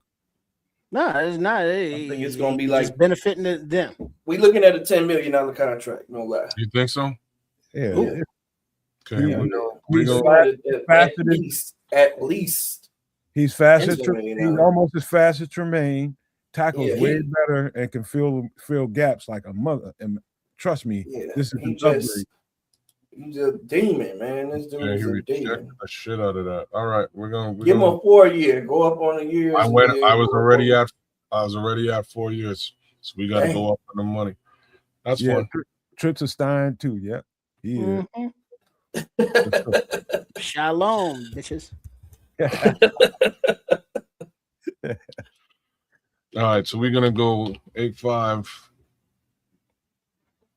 You ain't gonna get him. You're gonna have to give him 10. You're gonna have to give him the 10. Oh, why my money man tripping? He listen to Trips. You want 10? Okay, look. You go 9. Let's try it. No, let's try it. I mean, we could have tried the 8.5. Shit. We go 9. We go 9. We go 4 years. Give him 50%. I'm gonna give him 50%. Hey, Trips, your ass tight, boy. You tight in a motherfucker. Boy. Yeah, as soon as oh damn, we short, to afford that cornerback because now you gotta go cornerback and safety. Did he take that thing left? Did he take that money? He took it. 8.5. We'll take it. And that leaves 20 million in cap space. Now, how much you need for the rookies? That's like 8 million, right? Yeah, we only need like 8 for I think the rookie money's already cordoned off. So we're Yep. Okay. So cornerback, safety. We didn't get a safety. It was somebody we were trying to sign. I can't remember who it was. Yeah, but they're expensive. They were. So Braden Smith is probably going to cost us 10 to 13 if we're talking about the offensive tackle stopgap situation. We are at safety right now. We can probably get a safety. I'm going to say maybe for another $7 million. It's just a question of who you want. By the way, Kez and Trips, real quick. Quay Walker going to cost a couple of penalties here and there too, just for the record. He is. Awesome. Was it Deion Bush you were looking at before? He gonna hey, Quay is a head case sometimes, but you need them kind of attitudes out there, man. Quay is a dog, man. Yeah, he is. That dude is a dog. That's what we got. It just seemed like he was out a lot during it for injuries, though, wasn't he? Because he's a dog. Well, 25 years old. You want your linebacker spitting nothing but vinegar and brimfire, bro. You want them coming at cats, man. But I also want them on the field. Yeah, you gonna hit. They're gonna miss a few games, bro. That's just the way it is. That's football. Mm-hmm. Ain't nobody gonna be out there every goddamn game. Trips, you're gonna miss a couple of games. That's just the way it is. I'm telling you, this is an upgrade. If we get Quay Walker on this team, man, we got better. Period. You want to stop the run and get these pass rushers a chance to rush the passer like they need to. You got to get them down behind the line of scrimmage on certain downs so they can rush the passer. Let's see, we're up to, what is this, 3 years, 8.5 mil. I'm messing around because I would offer it to Kevin Byard one time and see if he takes it. But I'm not the GM, so I'm going to let the GM figure out who his Go ahead and offer it to Kevin Byard, man. See if he takes it. I thought you were trying to get somebody younger and faster. I am trying to get somebody younger and faster, but we couldn't get him. He didn't want the money. Let's see if he'll take the same money that we were going to spend. For somebody older and slower?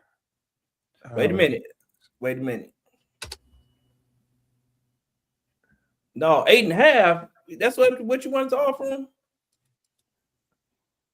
What do you want to offer? 7? 7.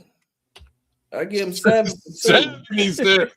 All right. 2 years, too. I only want to quit on 2 years. 2 years. Okay. He's not going to be. He ain't coming back. We're going to draft what? He came back. What? We got him back. He took the goddamn He took Low the ball. fucking team friendly, boy. Team friendly. he took the Hometown discount. discount. He took the team friendly. Kevin Byard is back. The Courtesy Canadian of is happy, boy. Ian Right. fucking Keds Cunningham. He's back. So there's your free All right, so safety. that leaves $12 million in salary cap space. You've addressed free agency for all the open positions. Now, Not do for you all want of to them. We double? still have Wait, offensive who's left? tackle to look at, and We I didn't think get an offensive tackle, but Okay. I think we signed And you- somebody, man. We and got you to could- sign someone. you might also want to look at tight end before we go back to And tight end, yep. All we right, so gotta get- offensive tackle and tight end it's what's remaining before the You wanna go for the before the Brady? draft. Let's see who else we can get other than Braden, man, because Braden was tripping. Yeah, he's real. He's smelling himself over there, man. Yeah. Smelling expensive. Mm-hmm. Who are you looking at? Tight ends? Mm-hmm. Let's see. Anybody got settle down, Red Baron. Settle down. Harrison Bryant. So you had me worried for a minute. Triple R. Yeah, he missed 3 games. Isaiah last Likely. week. All right. Isaiah Likely would be that's like having 2 Colston Lovelands, man. Mm-hmm. We just need a good blocking tight end. We need that Swiss Army knife type guy, that get dirty type guy. We need a grinder. Y'all want to hear some names? You got a grinder? Yeah, go ahead, shoot it out. All right, tight ends. Let me see what we got here. I don't got that many on this list because I didn't think they would do that much, but I got a couple somewhere. Is our guy still there? Is Smythe still there? What's his name? Braden? Who's that? Smythe and Carlson. They're probably both still here. Damn, I ain't got no tight end. Durham. It's Durham Smythe. Durham Smythe? My bad. Mhm. You know, I got a strange feeling that they're gonna let Cole Kmet go somewhere somehow and draft another tight end. Everyone keeps saying that, man. I do. It could happen. Got a strange feeling about that. Isaiah Likely is a weapon, but He is. he's a Can he weapon. block? He can do anything. All right, so how much does he cost? They make him block more than they let him catch passes, unfortunately. And that's Is why this who we looking at now, kids? Isaiah Likely? No, we can look at him Likely now. getting paid, man. Likely getting paid. this I'm year. looking at Durham Smythe. Well, we want to upgrade before that, if possible.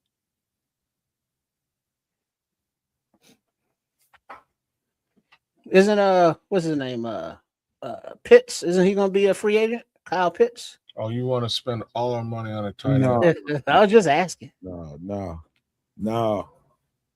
Real talk, there's no way they let he came on this season, towards the end of the season. And you know who might be a good one? Who? Taysom Hill. Man, He's not a tight end. he punch drunk, man.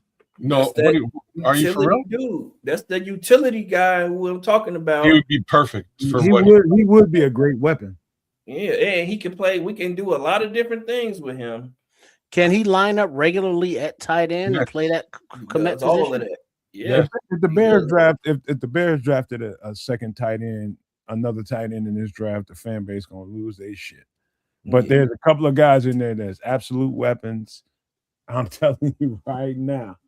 There's a couple of guys, man, that you talking about that can line up in the backfield, that can line up in line in the line of scrimmage, and can flank out wide or in the slot. There's a couple of dudes that I'm telling you, I just really start studying them. But there's a couple of dudes right off the top that's going to be a problem on the next level. So you can draft another tight end and get better than Cole Kmet. even though he's as durable as they come. If we release Cole Kmet, then yeah, I would definitely draft one. Yeah, you're right. I don't think they're gonna release him. I think Komet is a trade him. I mean, he's They tradable. trade Yeah, he's definitely tradable. But what we're gonna get? I mean, if for you him? could get draft pick or third, fourth Give me a round sec, pick, guys. I'll be right back. then flip that into another tight end. You know, that could be a thing. But then, of course, you know, it's going to be a rookie, so he's going to have that learning curve. You know, some guys are more capable or quick learners than others, but it's still going to be a rookie. And it's like Red Baron is saying, y'all cut Tremaine. Who's going to say it's Chicago? Well, new year, new traditions. I mean, you know, things change from year to year. So the next year's catchphrase is who knows? Is Ben Johnson still going to do the good, better, best thing next season? Who knows? Things change. I'd hate to see your blockhead as GM. Hey, every year.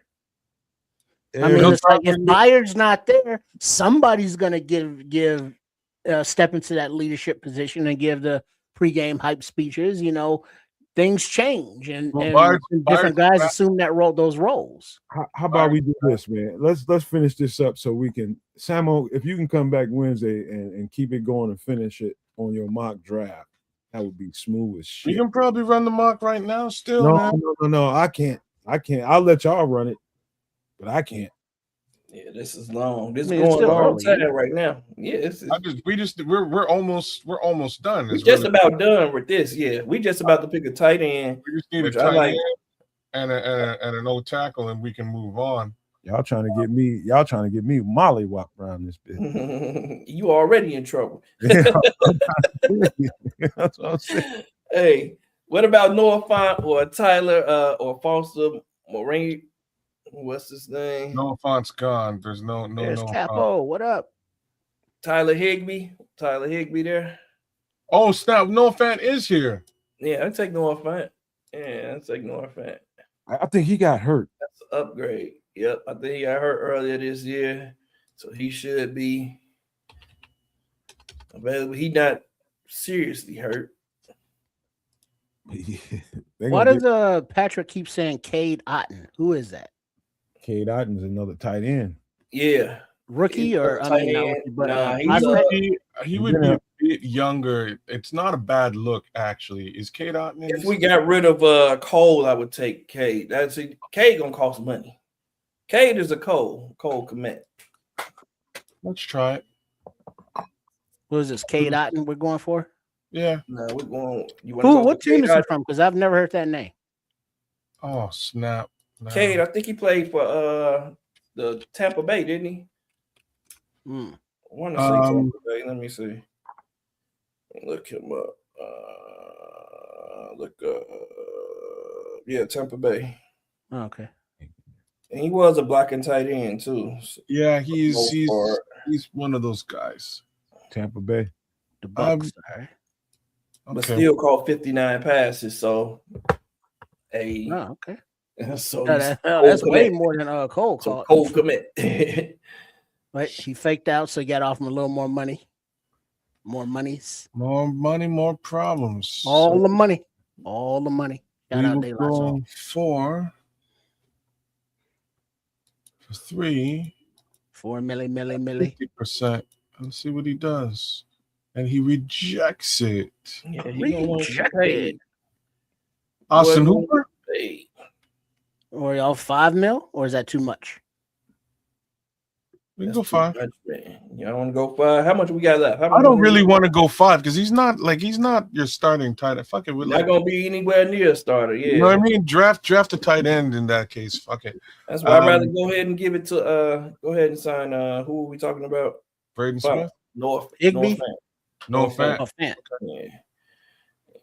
Let's just sign Noah Fant, man. You know he can block. That's true. Yeah, and Joku's out there, but he's gonna cost a real pretty penny.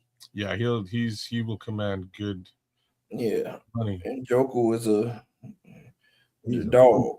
He's a brute. Dog. I mean, I don't know a tight end in the world that's built like him. Jake Tunges. We already been here. All right, and now the offer is in for who was this? Noah Fant, tight end. Trying. This thing would actually work with me. Come on, you piece of shit. Work with me. Damn it. Pro Football Network. Why? Shout out to Pro Football Network, though. They deserve a little bit of love for helping us with this. Let me just try to do it.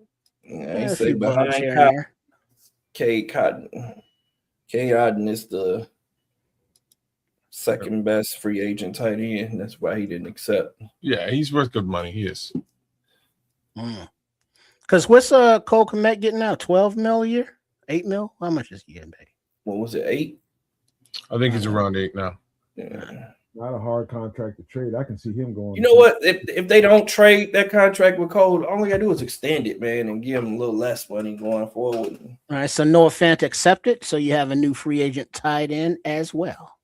I can see Cole Kmet in Kansas City. I really can. Mm. All right, so next up is the draft, right? Sure. No. We've got 10 million left in cap space. We can squeeze in 1 or 2 more players if you wish. I would suggest looking either at corner or back at that offensive tackle position that we've never fully I haven't addressed. looked at corner at all yet. So at this point, I would just wait till the second phase of free agency, man, after the draft and see what we don't get, and then double back at that point. And we'll put let's put a pin in it, man, and pull this thing back on up Wednesday, and this will be our Bears section of the show Wednesday, which should be fun. All right, so also Wednesday, last Wednesday of the month. You know what that means? Oh, it is, ain't it? Eating That means Chef Trips will be doing something live and direct on some extra sauce Wednesday night, 8 p.m. Central. You know, we don't know what's on the menu. We won't know until we get here live and direct and go into the kitchen over there at Shea Trips. So make sure you are tuned in for that. In addition to part 2 and the draft of GM Samuel Rothstein and assistant GM Kids there. And I think Kez is saving what he just did. I think that's what I'm seeing him doing. That's what I'm about to do. Just looking to see if Tremaine Edmonds wound up anywhere. Let's see if Samuel can finish this thing up right and plug in the blanks that we feel like we need to plug in, because right now it looks good. It looks good. I'd have probably done a little bit more defensive line, but that's me. But let him finish this thing up. Maybe he got some draft picks. Exactly. I want to get younger at the defensive line. I want to get younger. I got a few guys I like, and this give me an opportunity to look at a few more guys. So definitely want to do a little bit more on the defensive line. We're not done. Like I said, and somebody said they would spend all their money on the defensive line. Well, you have the opportunity to do that. You can come on and be the GM, and you can spend all your money on the defensive line or whatever resources to whatever position you think is most beneficial going forward. That's the beauty of having such a long off season and being interactive with all of our No Maniacs, all of our subscribers at Kids to Canuck, as well as Triple RSCS Sports Chicago style. All right, man. How about this, man? We don't need to have you on the screen doing that. You keep finishing up. Keep doing what you're doing. Finishing up, saving your thing, because that's important. And it's all good. I can actually, it's actually letting me download it, so we're good. I think the right thing to do. He'll be right back. I think the right thing to do is to save the draft, and I think that's a whole thing, because if we do have 7 draft pick as it stands, I think we only have 6 because we gave up that 6 to get Joe Tryon-Shoyinka, which this is why I think he should come back to the team, because you gave up a 6 to get him. You know, I think they were saving him. That's why I didn't see him late in the season, but that's just my thoughts. And he was concussed. And there's also a possibility, because Ian Cunningham got 2 interviews with Atlanta. I just say it's a better than average chance that he gets that job and we get those 2 threes. But only one for this year. Yeah, one for this year. And But- one for next, yeah. I don't even know if that's figuring into the fantasy aspect of it, but we got 6 picks no matter what. Got 6 picks no matter what. And so let's play it out like that, man. Let's get some closing thoughts before we get ready to get out of here, man. Hey, Big up to everybody that tuned in. Hope you are subscribed to all 3 of the networks. As always, the opportunity for you to make the decisions, because guess what? Nobody is going to agree with 100% of everybody's moves. So there's going to be pushback, but as long as you can explain your position, go forward with whatever the fans say, because guess what? That's what the real folks do. So make sure you are subscribed and join in, and we look forward to seeing you Wednesday night. And a shout out to Chef Trips, who will be in the house, and I'll try and jump in later once all the cooking and kitchen festivities are done. So look forward to seeing y'all Wednesday night. Some extra sauce. Trips, you know what the fans gonna be saying every time Samo makes a decision. You love to see anything, you blind motherfucker. Every single time he makes a decision. Baby, I was cooking. We were cooking over here, and we ain't done cooking.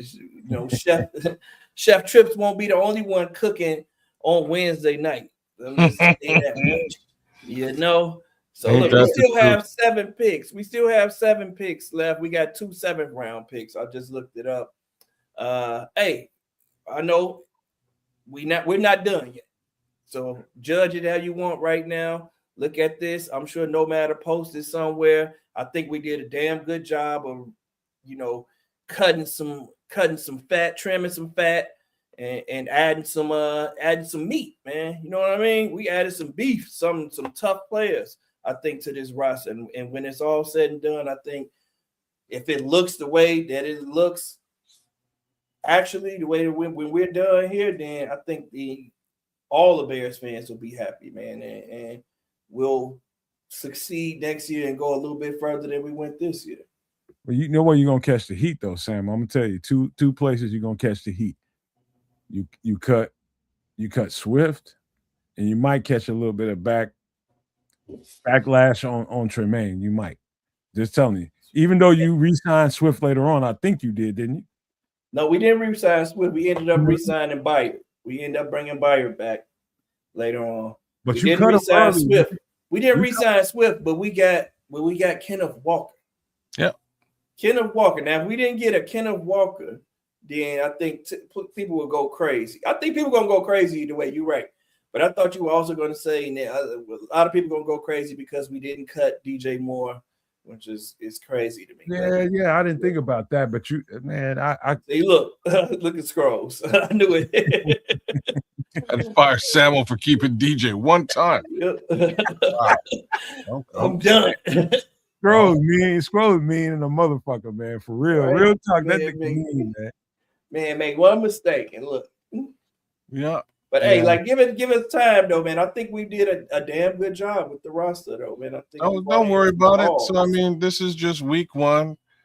Samuel gonna get his thing out. Eventually, the rest of us will get our opportunity to GM, which means kids will likely get rid of DJ Moore. Let's just be factual about that.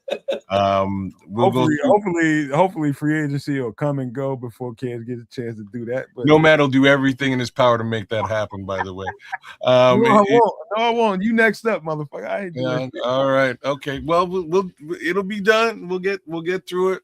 We'll get our first. I'm gonna be your assistant GM. He gonna cuss you out while you trying to do the shit. Yep. Why you cussing me out? Why you cussing me out? Get rid of him. Hey man, we get through our first mock draft of the season. We'll do that on Wednesday, and we will continue that through as we go. Hope you guys enjoy it. Should be interesting. I think there's some great maneuvers left to be done.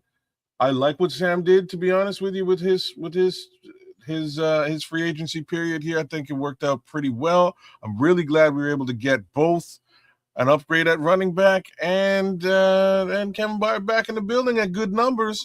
I would have thrown $2.5 million at Tremaine Edmonds to see what happened. I just just me coming off a $50 million contract. That's what I would have done. But we'll see how she goes, man. I think Quay Walker will look good in blue and orange. And I'm sure the people in yellow and green will be righteously pissed off about it. So there's always that. I think there's a little upside to that maneuver as well. But yeah, I like what Sam did. I think he did a pretty solid job. And as we go forward, we'll do solid jobs, I believe, across the board. And so will you. You have the opportunity to give us, to come on the show and show the world what your train of thought is, and we will help guide you through so you're not completely blind. But that being said, send us an email at nomadlifepod2023@gmail.com, and we'll get you live on the show so you can have your say. Also, man, I'm thinking about, just because we do need to raise funds, maybe do a super chat show that person who gives the super chat, whatever it is, the first person to the super chat can make the next pick. That I think that's actually a brilliant idea. Maybe we'll save that for actual live draft, and we'll give you guys the opportunity to for live draft. Make it an auction, a super chat auction. Yeah. Whoever puts up the most can draft the next pick. Yeah. The bidding wars. Give Bidding war. them about 25 seconds and let's see who does what.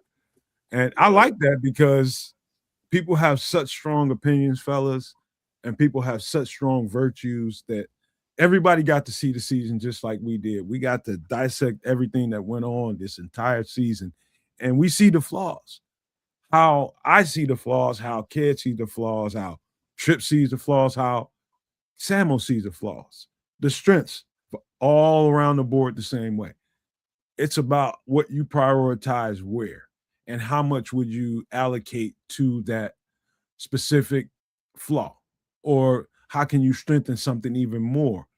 All that stuff is up for debate for several months here before the Bears start making some decisions, man. It's a couple of weeks before the Bears are back in the building. I'm talking about the front office, and they're going to start really, really meeting down and really start making some decisions. You're going to hear about, meetings from this player, that player, and all that kind of stuff that's going to go on. But the heavy duty decision making for the guys that are on this roster right now is going to get made. And let's do that first. Let's just focus there.